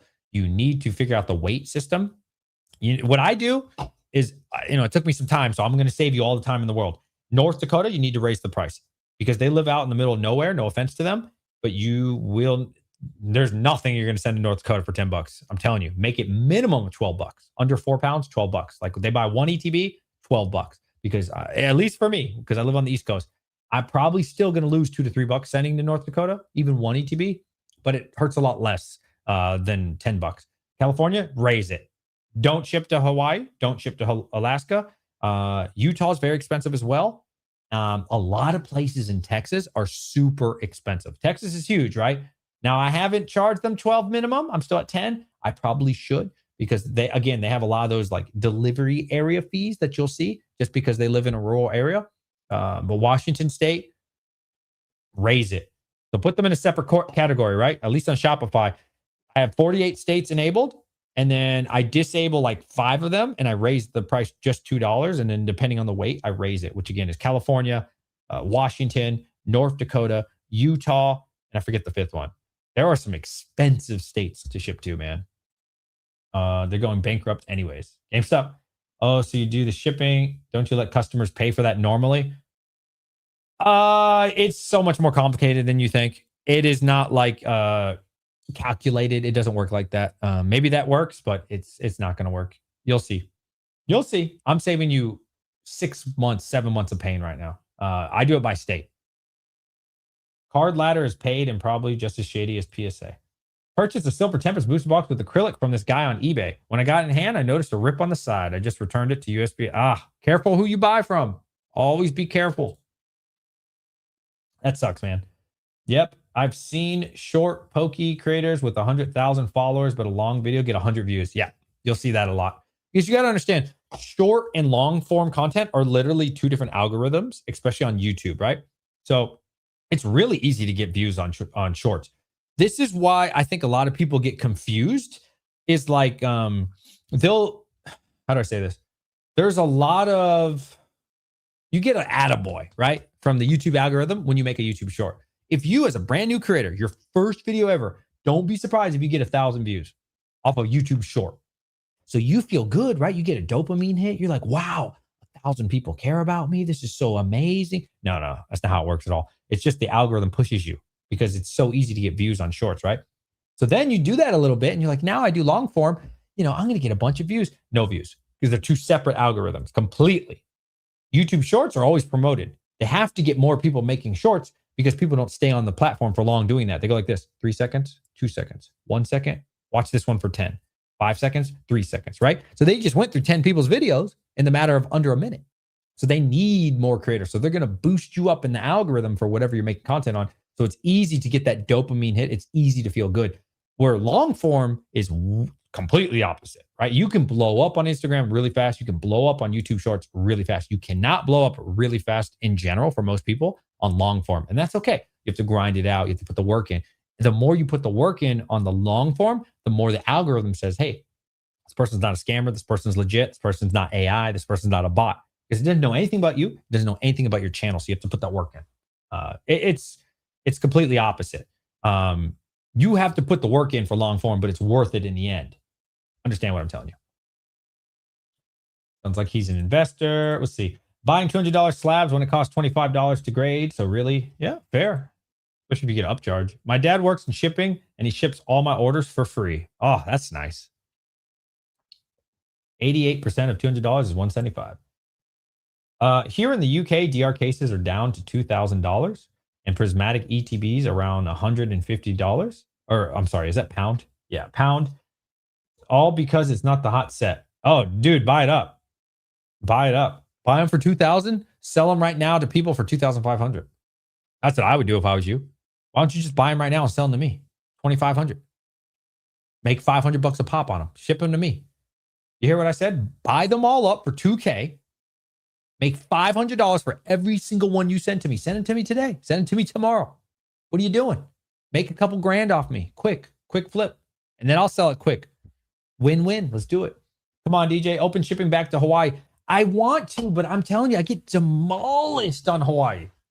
If you've ever ordered in Hawaii, Ray, I can't remember every person, but if you've ever ordered from Hawaii, message me after this. I will show you how much they charge me on shipping. Like, I've never once not got burned on Hawaii. Never once. I think the best case scenario is somebody ordered like 2 ETBs and I lost $15. I'm not kidding. That's like the best case scenario. I never not get destroyed sending to Hawaii because you have to use USPS and you have to use priority. And they raised their prices 8%. What month was that? Everybody raised their price 8% like last month. Yeah, just getting annihilated. I wish I could. I genuinely wish I could provide that service still. I just can't keep losing. Again, on an ETB, I make $5 to $7 depending on the ETB. On a big ETB expensive one, it might be 10 or 12. If I lose $20 in shipping, I did it for free. You see what I'm saying? I can't do that. My boy, Jay, what's up, buddy? Izzy, always a pleasure to see you. I saw you the other day on Henry's channel. Shorts don't make money, but yeah, views are high. You can make a little bit of money, but you have to do over a minute, I think, on YouTube. Which who the hell is watching a short for a minute? But it is possible. I have friends that have got like 1 million or 2 million or 3 million views, and they'll get like $100. It's not much. But how often do your shorts get 1 million views? You know, Little Time, what's up, my man? All right, what other questions you got for me? Hawaii shipping takes longer and more money. Yeah. I mean, I can open Hawaii, but like people are gonna have to pay their fair share, and I don't feel right about it, man. I don't want to charge people $24 to get 2 ETBs, right? Because like, let's be honest, my ETB prices are either at market or a little bit under, depending on what I get the collection for. So if an ETB is going for $80, I'm probably charging 78, right? And then what am I gonna do? Charge you an extra $24 on top? Like, I don't know. I just feel I just turned it off. I just turned it off, man. It was so much easier. Yeah, I was on his. I'll be back on there next Wednesday. Nice. What is Prismatic becoming shiny fates? Oh, no. Oh, hell no. Watch your mouth. My boy, T-Rocket Joey, 22. Hey, yo, Joey, you've been grinding, bro. I need you to react to something. Look, you're a viral kind of channel.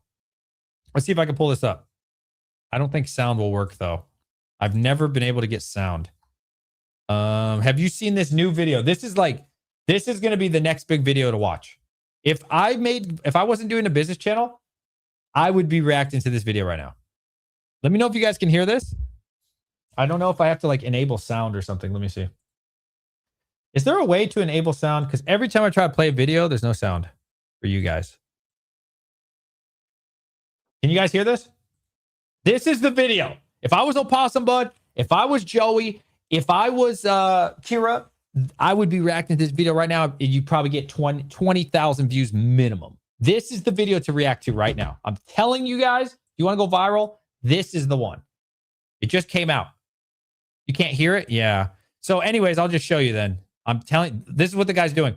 So the target employee tells them he was told from hire to open up every ETB. So they're slashing them open. Oh, look, he's cutting it right there. Look. Corporate policy. I know you can't hear it, you guys said. This is the video to react to. This would blow up on the internet. Now, I'm not a reaction channel for this kind of stuff anyways. This, I don't know why people are not reacting to this yet. It just came out. It's already at 1.3 million views, bro. This is the video to be watching right now. For you, Opossum Bud, Kira, like the people who do trendy shit. Oh shit, did I just ban somebody? I hope I didn't. I might have clicked the wrong thing. Bro, that is the video.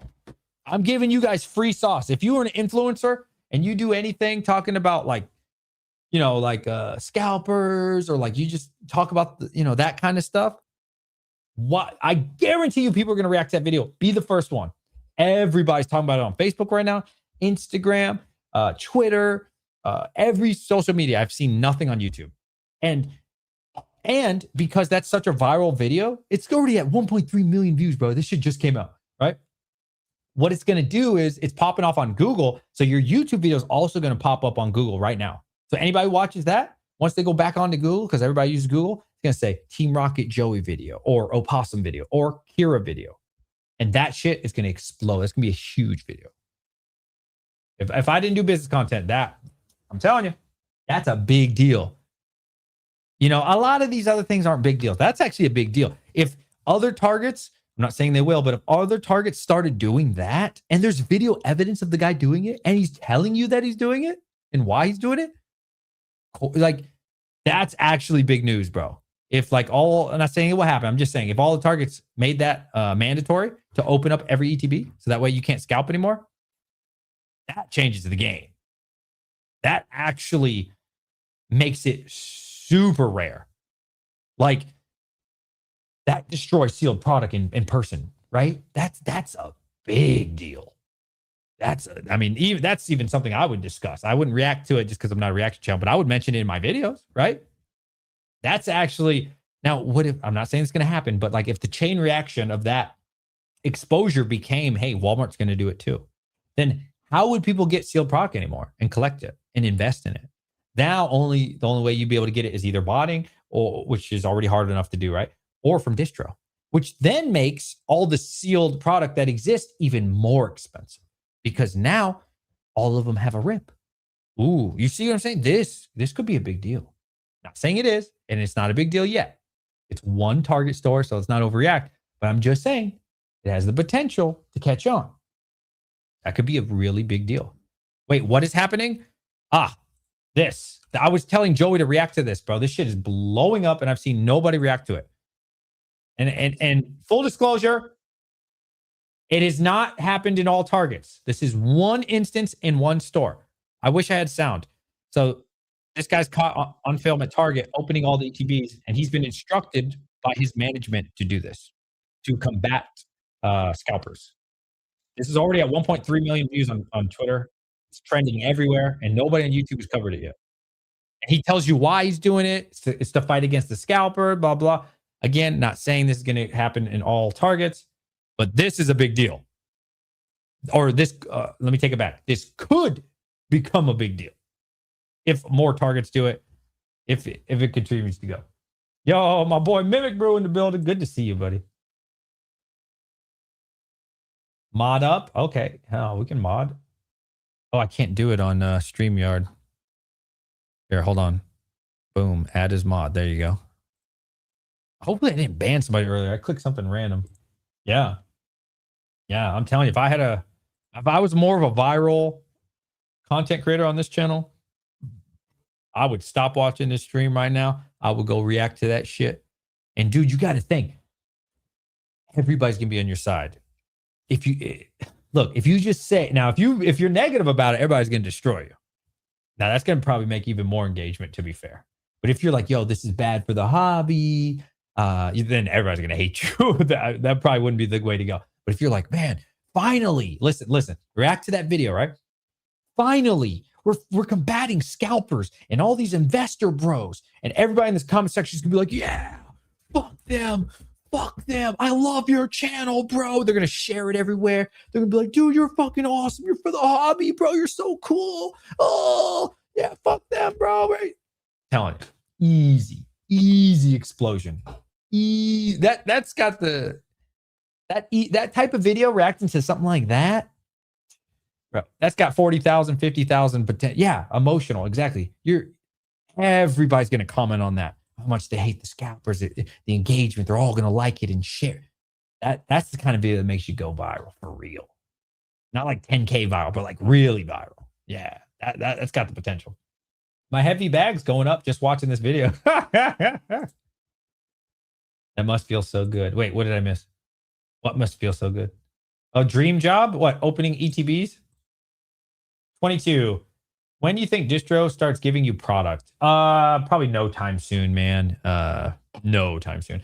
So I have, I've been buying stuff from distro like this.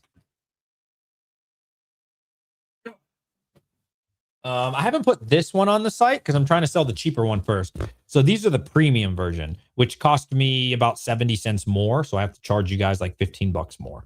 But I do have the cheaper one. Only one left. The other one's sold already. Dude, this is so... I don't think you guys realize how many top loaders are in here, bro. Like, this is 32 pounds or something of top loaders. Like, you are good for so long, and it's so much cheaper than Amazon, bro. Like, significantly. Did you just hear that when I dropped that? That weighs so much. Yeah. So I just been buying stuff like that. I've been buying toys, which... Toys have not been selling well, which sucks, man. In person, I think I sold 3 this weekend, but not one person has bought one offline, which is kind of sad, man. I thought they were really cool looking. Maybe not the Mewtwo. I thought the Greninja was really cool. I'm not making any money off them. Like, you know what I mean? Here, I'll show you. I was really sad, man, because I had my kids build these. Well, to be fair, they really wanted to build them. Like, I think the Greninja's freaking cool, man.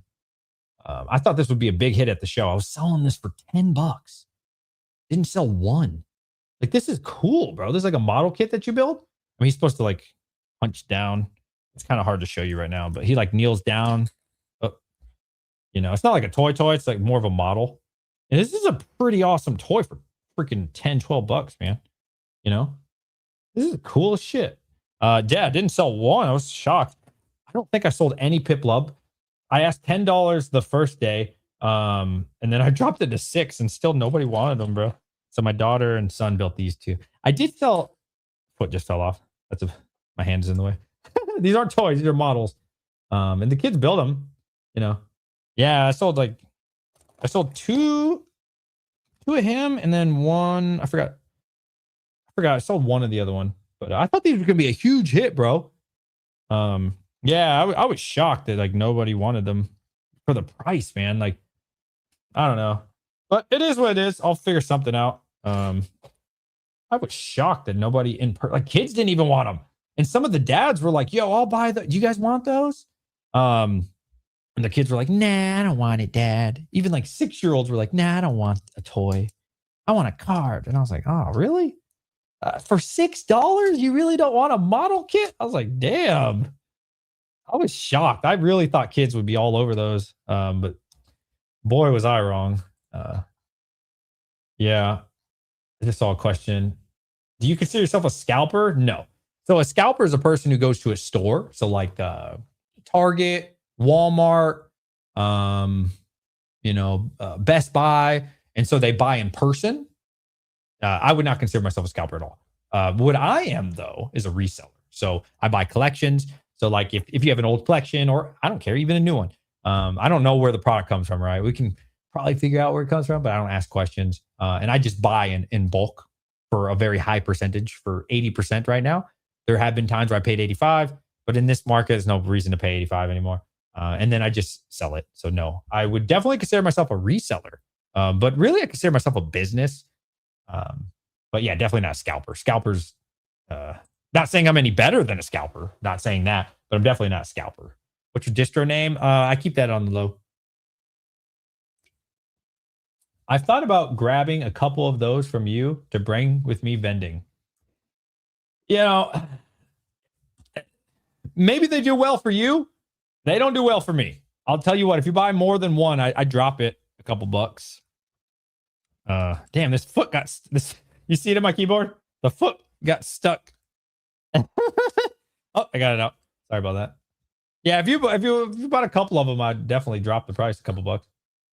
I'm just trying to get my spend up, so it's hard. It's hard buying things that you think like you might be able to sell.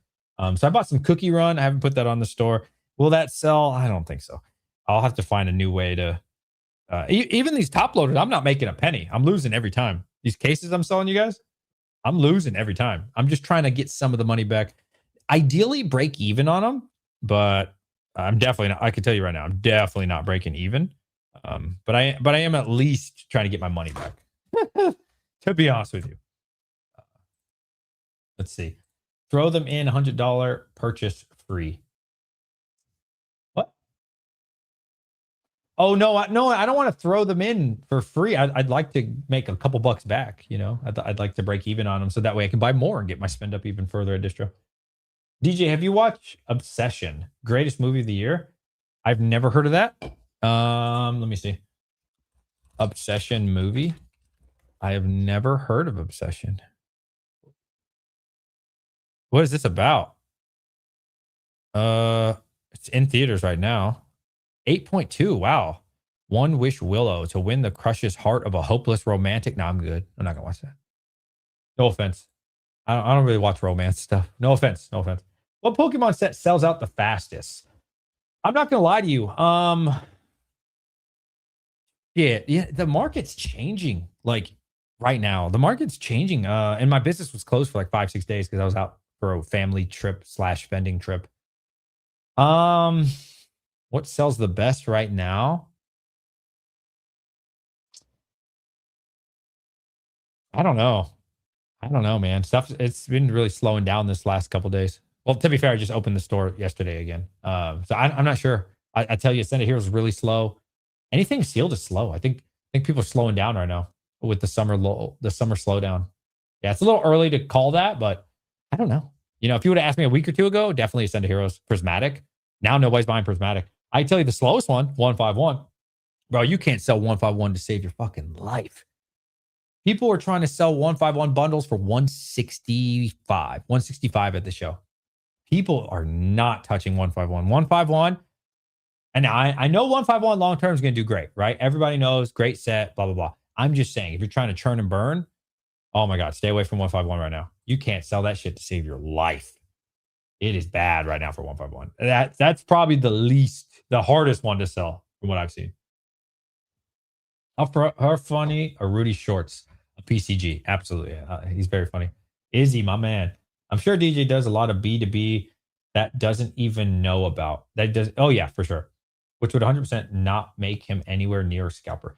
I do a lot of business to business. Yeah, for sure. I sell to a lot of rip and shippers. I sell to a lot of, for whatever reason, smoke shops, like vape shops. Maybe it's weed. I don't know. But a lot of like those kind of shops. And the only reason I know is because I read the address, right? And then I give them a call. I'm like, hey, is this the right place? This is going to a gas station. Oh, yeah, I run the gas station. We need it for our packs. They don't mind. That's the thing, right? They don't mind paying full market value for a lot of this stuff because they know at the gas station, if they pay me, I'm just making up fake numbers, $12 a pack, $13 a pack. They know at their gas station they can charge 18, 20 bucks and people pay it all day, right? So you'd be surprised. A lot of people are ready to pay full market. Full market. You'd be surprised because they know. And I always say probably 35 to 40% of my customers come from California because what they tell me is even buying from my store for 100% of market or 95% of market, it's a steal for where they live in California. A steal, let alone not paying taxes through my store. And it won't always be like this. Once I start hitting Nexus thresholds for your states, I'm still a small business, right? Still a brand new business. But at some point, I don't think this year, but next year, I think my business is going to be a lot bigger than it is right now. And I'm going to have to start charging tax. So like the fact that they're not paying tax in California, they've already told me saves them 9% or whatever, 8%. Just that alone, that's true. Vivo. Yes, my man. I called you. Thank you. Everyone likes old deals or new. Where do you see Ascended bundles price in 3 months and 1 year? 3 months? Oh God. I mean, that's a very short amount of time. I'm just guessing. I could be wrong. 110, 115, 3 years? Oh, 200 plus? It's gonna be up there. Yeah. Because you gotta think 3 months is the 30th, right? Now I will say Ascended Heroes right now is just consolidating. It's not going up, it's not going down. It's not doing anything. Most of the things, most thing I've been looking at are just consolidating. Which probably is a good time to buy things. Maybe not Ascended Heroes necessarily, but generally you don't want to buy things when they're up, right? That's what I'll say for sure. Now, consolidating, you need to decide for yourself if that's a good time. Obviously, the best time to buy is when something's down, but we're in a bull run, so you're probably not going to get a lot of things go down too much. But you definitely don't want to buy on the way up. But when things are consolidating this amount of time, I mean, it's probably a good time to buy, to be honest. It's probably a good time. I'm not saying that Ascended Heroes, I'm just saying in general. But I've noticed a lot less people buying. Talked to some of my other friends too, and a lot of people are buying a lot less from them as well. So I've also noticed even Nostalgianomics has brought his percentage down for buying. He was paying $13 a pack for Ascended Heroes. Then he dropped it to 12. And then today or yesterday, I saw Nostalgianomics buyout rate, and that's now 11.50. So soon, I think Ascended Heroes buyout is going to be 11. So yeah, like I said, I'm still buying collections right now for 80%. But now everybody's going under 80, man. And so like once all the competition goes under 80, it doesn't make me want to stay at 80 much longer. I know Dan on his channel, he's been talking about that as well. How 80%, he doesn't know how much longer he's going to be paying that high. And a lot of people are talking about that right now, like at least the content creators, right? Like the rip and shippers are like, hey, might start going under 80% pretty soon. Now that things are slowing down, there's a lot more people selling collections. There's a lot more people selling out. So I don't know. We'll see. I'm keeping it 80 for at least this week. And then I think next week I'll look at it again. There might be select items that I'm like, hey, I'm willing to buy these at 80%. I've already cut off 151. Anything 151, not interested. It doesn't matter what it is. I'm not buying any 151 because it just doesn't sell. I would love for it to sell, but it just doesn't. It changes week to week, though. Honestly, sometimes it changes every day. The buyout list. I don't make it every day. Obviously, that'd be a lot of work, but I have considered doing something like that, like making an Excel of like my buy list, and you can check it any time of the day. I've considered that. It's a big commitment. I'm not sure, but we'll see. I'm going to do what the other guys are doing. You know what I'm saying? If they're all dropping their prices to 77, I'm going to drop to 77 to match them. But I'm keeping it 80 for now because that's what pretty much everybody's paying. What's happening with the Ascended Prismatic case? They're the same market for the last 2-3 weeks. What do you think is going down? Like I said, I think it's consolidation right now. I think we're just consolidating. I think it's the summer slowdown. I think people are going on vacations. It's happening in crypto. It generally happens with stocks. There's a sell in May, go away. If you ever heard of that, as people go into the summer, this is very normal. YouTube's the same way. YouTube ad revenue will also go down during the summer. You would think it'd be the best time to make YouTube videos. It's actually one of the worst statistically. The best time for YouTube videos, the only reason I know is because I've been doing this for 10 years or plus or whatever on YouTube. The best time to make YouTube videos is Q4. So like if you want to make a bunch of money off YouTube or whatever platform you're on, it's October. It gets better in November, and December are the best months by far. End of the year, that's when all the advertisers are spending. We're talking Black Friday. We're talking about Christmas. So they throw their ads everywhere. The worst time to be a YouTuber is in the summer as far as like ad revenue. You know what I'm saying? So it's not unusual that Pokemon's going down right now. Like literally everything's going to start going down, or maybe not necessarily go down, but trade sideways because people are busy, right? It's just how it works in the world. What's the next set you think to move? Dude, Abyss Eye's been selling crazy. I just sold out of Abyss Eye last night as soon as I opened the store. I don't think it's going to last long. I think just like Chaos Rising, right? I felt that Chaos Rising would be hot for what I say, 7 days, like Phantasmal Flames. It was hot for about 5 days, 6 days. And now it's kind of dead. I have one ETB on the store. Nobody wants it. Like, yeah, it's the same thing. So I think Abyss Eye, and then what's after that for English? Pitch Black. I think that's going to be really hot for about a week. And then we get ready for the 30th and everything gets crazy again. So yeah, I think right now I'm just buying more. I'm just buying more collections. Blink hard. I didn't read your question just yet. I'll get to it, Jay. My bad.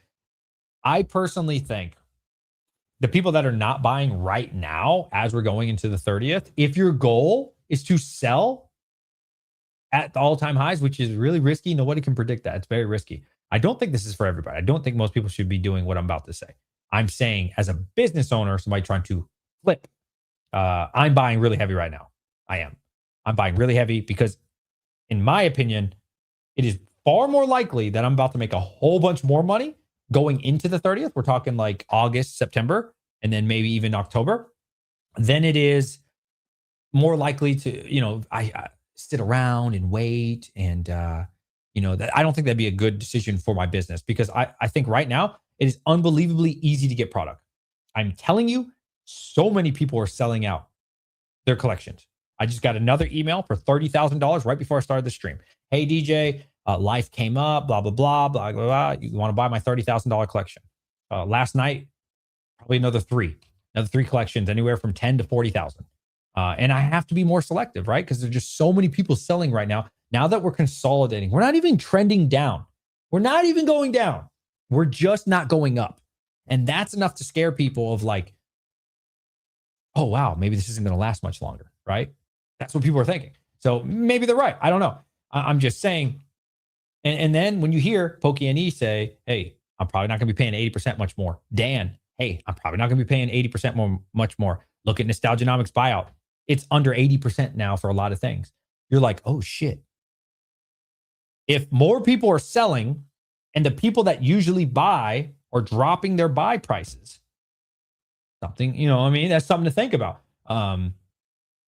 So yeah, for me as a business owner, I'm buying more. Yeah, fuck, I'm doubling down. I'm doubling down, baby. I need more product. Bring it on. But like I said, it's only 8% for this week, guaranteed. But we'll see. I don't know. Now, if I was like investing, I probably wouldn't like rush out and buy. To be honest, I probably would not like load the boat right now on certain things. Now, if you could find things that are down, things that people aren't hyped about, people, things people aren't talking about, okay, cool, buy those. But like, is it the best time to buy like the most hype shit? It's hard to say. 151 is slow right now, but in the blink, oh my God, excuse me. With a blink in the eye, the price can go 100%. I agree. But I'm also not like in the business of buy and wait until something goes up. You see what I'm saying? Like, as Mason put it when I had him on the stream, I'm not thinking of this as like a collector. I do collect. I am a collector, but that's not how I think of my business, right? Like, that's a very separate part of my mind. As the business, the moment things come in, they need to be gone. It needs to come in the store, list item. You need it gone as fast as possible. So that way you can buy more and get that out. It just needs to turn and burn, right? Big circle. It's not invest and then sell and then buy more and invest. That's not what I'm doing. I'm not saying that investing isn't good. I'm sure it's great, but that's not like a business. You know what I mean? So my mind is a little different than maybe like somebody watching this. I buy the Zard, but most people are different. Blink hard. Wait, did you ask me something? You could buy the Charizard for the price of 15 packs without the guarantee to pull the Charizard. Yeah, that's pretty crazy. Yeah, that's the big problem with 151 right now. You just can't pull anything that's like worth it, right? Like if you open up, which I don't know why you would, if you open up an ETB, I mean, that's like $650, $700. You're not, even if you pull a Charizard, unless it tens, you're fucked. Yeah, that's the problem with 151 at the moment is you don't want to open it. Prismatic's the complete opposite. You could buy a Prismatic ETB. These are easy to find for like 160 right now. And you could get a God pack and make $5,000. You see, it's completely different situation. There's nothing in 151. Even you hit I think they have demi packs, right? Demi God packs. Even if you had a demi God pack, I don't even think you make your money back, bro. You know what I'm saying? Like you don't even have to get a God pack from Prismatic. You could buy, I'm not saying it's going to happen, but I'm just saying you could buy a $160 Prismatic pack ETB and hit an Umbreon. You're up. I think raw, it's $1,800, $1,600. You're up. You see what I'm saying? So like, you don't even have to hit Umbreon. You could hit a freaking Leafeon. You could hit a Sylveon. You could hit Flareon, which, Flareon and Jolteon a little lower, but you get my point. There's a million cards you can get in Prismatic. Now, are you going to hit them? Probably not, but there is always that chance that you're going to make a fuck ton of money. And that is why I think long term is going to do great. Whereas 151, it will do great, but you never want to open the shit because you're like, oh, there's nothing I'll get from that would ever make me money. Not you. I'm talking to the family on what he said. Oh, okay. Let's see. It's during the 30th. Paper hands, my boy, Krabby. What's up, buddy? DCA out, DCA in. Emerald Storm. Yeah, hell yeah. When you buy collections, do you pay shipping? It depends on the percentage. It really depends on what I'm buying as well. So I'm gonna be honest with you. Most people that sell me a big collection, they drive to me because they don't want to ship it. Like the was it $46,000 collection I bought? He drove to me like 8 hours. He refused to ship it, and I said, "That's fine with me. I don't care." The one before that, what 20,000? He drove all the way from Maine. Was it Maine? It was one of those like northeastern states, Massachusetts. I can't remember. It was one of those. Bro, he drove 11 hours here to give me his collection because he didn't want to ship it. I don't usually cover shipping. It depends on the percentage. I would say at 80%, I'll probably cover shipping at 80%. I probably would. But when I'm paying 85%, no, I'm not paying shipping. No, hell no. But at 80%, I probably would. Yeah, I probably would. Because at that point, it's a lower percentage. I get it. Times are hard for everybody. Like the market's consolidating. I probably would cover it. Yeah, I probably would. I don't know. It's situational though. It's hard to do that too, though, because you got to think the collection's not mine, right? Until I've received it. So if it gets lost in the mail and you decided you didn't want insurance, which is, you're right. Why am I paying for your insurance on a collection that I don't have? You see what I'm saying? So I put myself in that situation. If the collection gets lost and I paid the insurance to cover it, it almost like gets passed on to me out of guilt. And it's a weird situation. So I really don't like that situation of paying the shipping, because then it's like, do I cover insurance on something I don't own and I've never seen? I don't even know if it's real, right? Anybody can DM me and say, hey, DJ, I got a $50,000 collection. I'm going to ship it to you. Great. What if they ship me, a box this big?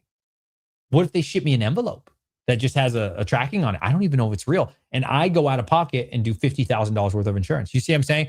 There's a big risk at that point. I don't like to. I do what Dan does. Same thing. I don't know if he does this with shipping, but like I don't pay until it arrives to my door and then I verify it. Now, thankfully, we've had no issues with verification. We've had no fake product, which is awesome. You'd be an idiot to sell me fake stuff because I haven't paid you yet, right? So, situationally, I'm open to it. Have you thought about, or have you started to try to sell business to business instead of business to consumer? Yeah, I've definitely thought about that. Especially the more I've gotten to cases is generally, I think, business to business. I talked about this a little earlier. So there are a lot of rip and chippers that buy from me. There are a lot of smoke shops and like little gas stations that buy from me. I know because I read the address. But I don't think, my prices are so competitive at 80%, or I was paying 85% like a month and a half ago, that there's enough skin on the bone for really a lot of things that I sell. You got to think about it. If I'm paying you 80%, right, for whatever collection, I need to get as close to market as possible. Now, another business needs to make at least 7 to 10% at minimum, right? Depending on what platform they're using. If they're using eBay, they're paying 13 to 15%. So there's really no meat on the bone for another business to make a lot of money off me, unless they're doing a rip and chip, or if they're doing an LGS, or somebody who can like market above market, you know what I mean? Or like eBay seller, whatnot, or I should have said, or like eBay Live or Fanatics. But even then, they probably have better connections for packs. I'm watching in the past, meaning I'm late. 151 needs the time to age and gain that kind of respect that comes from a pack where 30. Those singles need to age. Yeah, the singles definitely need to age. How much do you pay on ancillary products from bad or good sets? Okay, great question. So these days I'm paying 75% because I really don't want them. I'm going to just be honest with you. Sometimes I buy ancillary products and they sit in my store for 3 months, 4 months, and I have to fire sell them for exactly what I paid for. It happens all the time. I really don't like dealing with ancillary products. I will take them. I will. But when I bought ancillary products at 80%, you got to understand when I'm paying 80%, I got to think about 3% goes to Shopify, which isn't much, but it is a percentage. So already we're at 97. Then I know on any gains, I got to pay Virginia, the state of Virginia. So I take off like 2% in my mind, something like that. It's really like 6% of gains, but whatever, right? So best case scenario, I'm down to 95. So I got about 15% margin. Now, do people want to pay full market? Not really. So you got to mark it down like $1 or $2, and then that makes them want to. So especially for ancillary products, if I buy it at 75%, now I can list it for like 94, 95%, and it will sell. I've noticed that people are much more willing to buy an ancillary product at 94, 95% of market versus full market. It's like a psychological thing.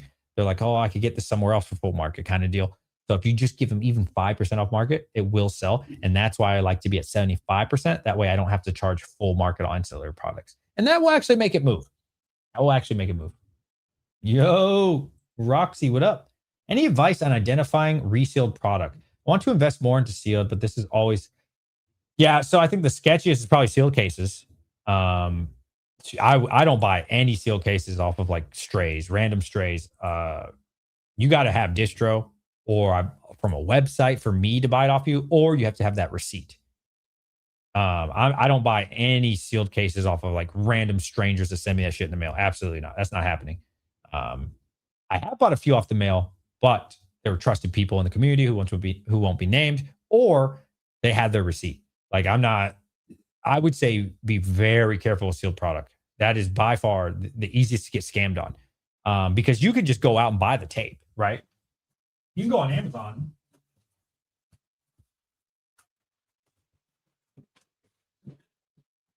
You can literally buy this tape off Amazon, right? I think it's like $10 a roll or some shit, and you can probably make a fancy label, you know what I mean? And then you buy a box and scam people. So as far as cases, international, this doesn't say international. This says Atlantic. Not guaranteed. Do your own research, but generally Sword and Shield says international on this stamp. Now, I'm not saying that people can't fake these because they can, so be careful. But generally look out for international. A lot of people are really smart, man. They'll scam you. They'll buy these boxes off of eBay. And that's why I don't sell my boxes. I've been asked by many people, hey, DJ, can I buy some of your old Sword and Shield booster boxes? I always say no. Absolutely not. But why? It's just an empty case. You don't need it? No. $20? No. Because I'm not saying that those people are going to do something nefarious, but there is a chance that they're going to put a bunch of Journey Together in there or whatever, and they're going to pretend it's like Evolving Skies. Or, you know what I mean? And a lot of times I have like real authentic labels that say Brilliant Stars on them. Like I get sealed cases of those. Sometimes I'll open them, sometimes I won't. Or I'll get Destined Rivals and it'll say like Destined Rivals on the label. So that's why I don't sell those to people. Like I'll sell it to somebody who buys all 6 because they deserve it. But if it's just like somebody trying to buy loose boxes on that, nah, hell no. That's what people do, man. They go on eBay, they buy Evolving Skies, booster box, just the box for, I don't know, $100. And then they put Journey Together in it, and then they profit $10K. Just scam you. So you gotta be really careful with that, man. I do not recommend at all that. I don't have any advice on that. Now for ETBs, I'm not an expert. What I would recommend is going onto YouTube. This is what I did when I was learning. I'm still learning, but when I was learning, the touch test. The touch test. There's a specific sound that the real ones make. Listen. Okay. There's a bunch of videos on here. A bunch of videos on YouTube. And you can hear the fake one, like the plastic. Just watch the video side by side comparison. It's a very different plastic.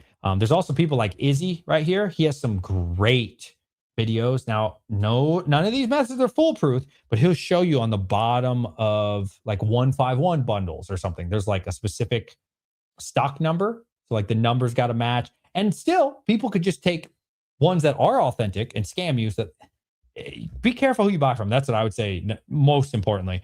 Yeah, I'm making sure that there's a very thin line here. It's hard to mimic those. A lot of the fakes are going to be really thick. Now, to be fair, I have got authentic ones, even from websites, and they've been a little thick Be careful with that. Most of them are going to be very thin, very, very thin. You can also look at very small details. Like I wouldn't worry too much on prismatic, probably per se right now. Kind of a bad example, but like, does everything match up? The most obvious one, which is like you have to be brain dead to not do this, but you'd be surprised how many people try to scam. The Pokeball for the booster boxes. I can't believe that people are still doing this. They're making fakes without the copyright symbol. You see that?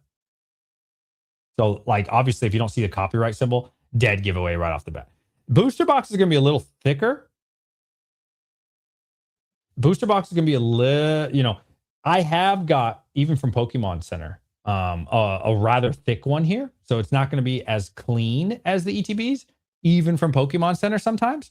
But yeah, the seal for sure would be like the thing to look at. A lot of booster boxes, man. These fakes, I don't know why they're so stupid. Like, how could you be so stupid and to forget like the Pokemon Company or the FSC stamp? They'll miss these sometime or whatever it is. Like, I don't know how you can be so stupid to make a fake, go all the way out, and then not make it match the barcode on the bottom. Like, seriously, you really couldn't even, you're that lazy making fakes. You couldn't even get the barcode number right. Is the font correct? Things like that. Thankfully, I have so many real ones. I can just compare them.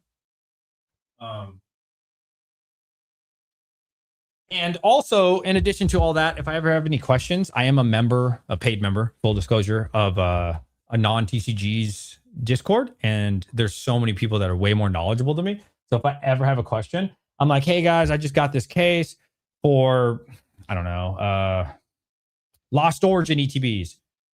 The font's a little different than what I see on eBay. Anybody have one? And these guys, man, there's some whales in a non's Discord, and they'll go into their storage and they'll show me 50. Like, yeah, that's normal, bro. Or yeah, look, I got one first edition Fusion Strike booster box. Here's the font for the first edition, or not edition, first print. Here's what it looked like on the second. You can see the label a little different. And so, yeah, I really thoroughly looked through that stuff, man. Let's see. Sorry if I missed some stuff. Let's see. I have an emote. Is that a word? Oh, shit. I might have learned a new word today. Emote. I'll look this up. It's not a word. Okay. I'm not sure what that word is. I have an emote Evo Skies booster box case taking offers starting. Yes. There we go. Oh, empty. I'm so sorry. Yeah. Oh, my boy T-Rock and Joey out here trying to scam y'all, man. Watch out. Don't sell that box, bro. Shred that shit or keep it. Don't let people scam. I also destroy my cases and even booster box products. Absolutely. Yo, Joey, ETB booster boxes are gone. Taco Tuesday from my local vending machine. Thank you very much for this breakdown. I appreciate it. Oh, you're welcome. Oh, there's another good video that came out today. There was another good video that came out today, which was a fighting one at a vending machine. So if I was somebody trying to make a viral video, I would react to the first video I showed you guys, where Target is now opening the ETBs or in one select store, right? Opening them. Then I would react to the new Poke Streets video of he's a big chubby dude, and the little skinny dude tried to fight him. I would react to that and milk that too. So you'd get two nice videos out of it. I'm telling you, 20, 30, 40, 50,000 view video right there. I saw someone sold fake booster boxes 2003, 2004 era for like 50K. Yeah. Yeah, I believe it. And it's tough too. You know what makes it tougher is 99% of people want to keep it sealed. So like they're going to sell you some junk, right? If they're smart, like I said, they'll put Journey together. They'll put something that weighs the same or similar. So that doesn't like throw you off or anything. And then you'll never open it. Or by the time you open it, right, it's been a year or 2 or 5. And yeah, it's easy to get screwed on that shit, man. Now, what I do when I buy cases, or I did, like when I bought 30 prismatic cases off a guy, I trust him a lot. I've bought from him many, many times. But still, what I did is out of the 30 cases I bought, I opened one. I picked a random one. I was like, that one. Opened it up, 10 prismatic ETBs. I said, okay, good. You know what I mean? Now, you don't need to do that because you lose a lot of money, but I do that.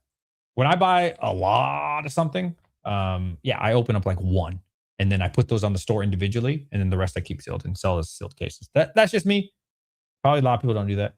What type of products are releasing? Watch a non-video. DJ giving up the juice. Most things go through authentic guarantee. Maybe stay away from sealed. Yo, my man. What's up, bro? How's the bees going? He raises bees. Mason, maybe in this chat, but most people are not keeping these sealed. Yeah, true. Yeah. Well, shit. If you're paying a sealed premium, if I buy, you know what might be a good buy right now? If you're interested in Destin Rivals, it might be Destin Rivals cases. Because Destin Rivals ETBs are like 580, 600 range. I've been seeing them sell for 3,600 flat for a sealed case. So I'm not saying go out and buy Destin Rivals because it's super expensive. I'm just saying if I was interested in Destin Rivals, there's not really a case premium from what I'm seeing on like eBay and stuff. And if it is, it's not much. I think TCG player was like 150, 200 bucks, which is nothing when you're spending $4,000, right? So if I was interested in Destin Rivals, which I'm not, but if I was, I would just buy the sealed cases of Destin Rivals right now because almost no premium. Almost. We have 65 Honey Supers out right now. I don't know what a Honey Super is, but that's cool, man. I've had someone rip Pokemon Center's 151 ETBs in my store. The past few I've sold. It's wild. Oh, no. No. Why? Damn, why? Why are they doing that? Oh. Hey, did you see this video? Mason, I think this is going to be the next big video. Not for me, because I don't really do a lot of reactions. Now, this is just one store, but this guy, he's opening up all the ETBs. It's Target's new policy at this store. So he's cutting all open, so that way they can't be scalped at Target. Caught on video.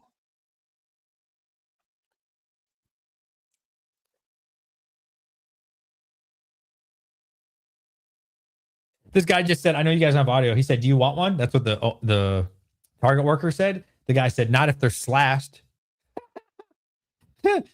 Jesus, dude, you should still buy it. Even if you are a scalper, just the packs alone are going to be worth what? Like 14 a pack right now for prismatic?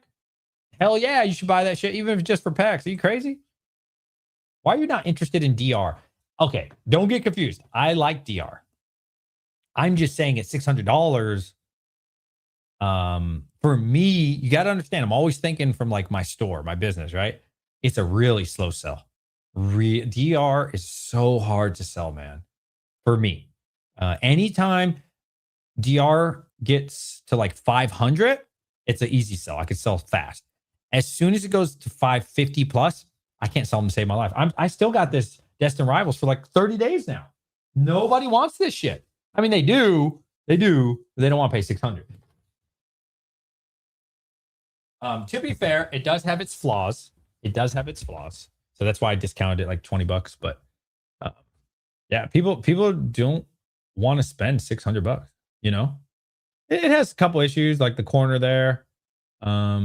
It's definitely not a minty box, I would say. You know, these are my new acrylics, by the way. I just put these on the store.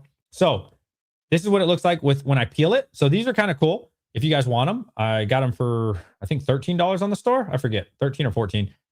They all come with UV, but you can peel it off. So this is what it looks like without the UV. It looks just like the one you're used to. And this is what it looks like with the UV. So yeah, you don't have to keep the UV, but it will protect it from the sun. So like right now, to be honest with you, a lot of that is coming from the sun, even through my blind, right? So I would imagine over years, hell, even over 6 months, that would probably fade things, right? So if you just had it in this without UV protection, that could potentially damage it. Now, here's an example. I did not take the top off on this one. That's what it looks like, but you can peel that right off. But yeah, I got ETB acrylics now on the store for 15 bucks. And then I got booster boxes for, I think, 13 or 14. Don't quote me. But my shipment just came in from China. So I'm going to try it out. If it does well in the store, great. If it doesn't, it's fine. We sold about a case. I sold an ETB case for the acrylics today. And then I think only 2 booster boxes so far for the acrylics. So we'll see. If it's good for the store, great. And I figure, hey, if you're going to buy an ETB anyways, and you're also going to buy, or you're going to buy a booster box off the store, you can just buy it all in one store, right? Figured I'd carry it. Something new for the store. It's ancillary, you know.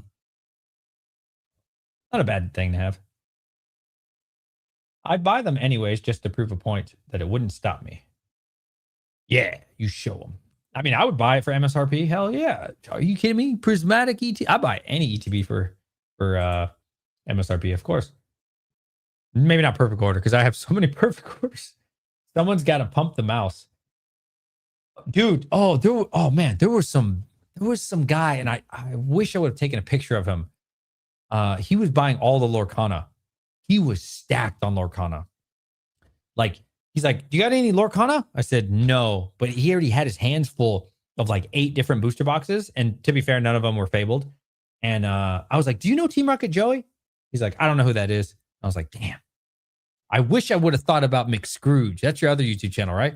McScrooge. He might have known McScrooge. But dude, I'm telling you, this guy bought the entire building's Lorcana. He bought all of it. Now, to be fair, there wasn't a lot. But he was walking around with all this Lorcana, and then he had a wagon. He upgraded to a wagon. He started pulling around Lorcana. He was paying full sticker Lorcana, which isn't very hard, right? I think it's like $110. All Lorcana's doing pretty bad except for Fabled, I think. Which might be a sleeper. I don't know. Maybe the rest of Lorcana is going to be a sleeper. If Fable's the only one doing well and Lorcana ends up doing well, maybe the rest at $110 are really cheap. I don't know. That was me with my little pony boxes at Card Party. Oh, really? My Little Pony, man. You know, I'm not I think they call it Brody. Is it Brody? I think they call it Brody. I'm definitely not a Brody. But it is a small niche, and I'll tell you what, those people love them some Little Pony for whatever reason. If y'all didn't know, I am on vacation for the next 2 weeks. So I got nothing but time. I'm going to take the kids to the water park at some point. Probably. I don't know if it's this weekend or is it Brony? That's Brody. I don't know. Maybe it's Brawny. I don't know. I had a friend. I was like 21. He was like 21 and he was into it, bro. And I was like, yo, what the fuck? He's like, bro, you ain't a Brony? I was like, hell no, I'm a grown ass man. I was like, that's the little girl thing. He's like, no, bro. It's for adults too. I was like, yeah, but you're a dude. He's like, nah, man, hell nah. There's tons of Brodies or whatever I don't know what they're called.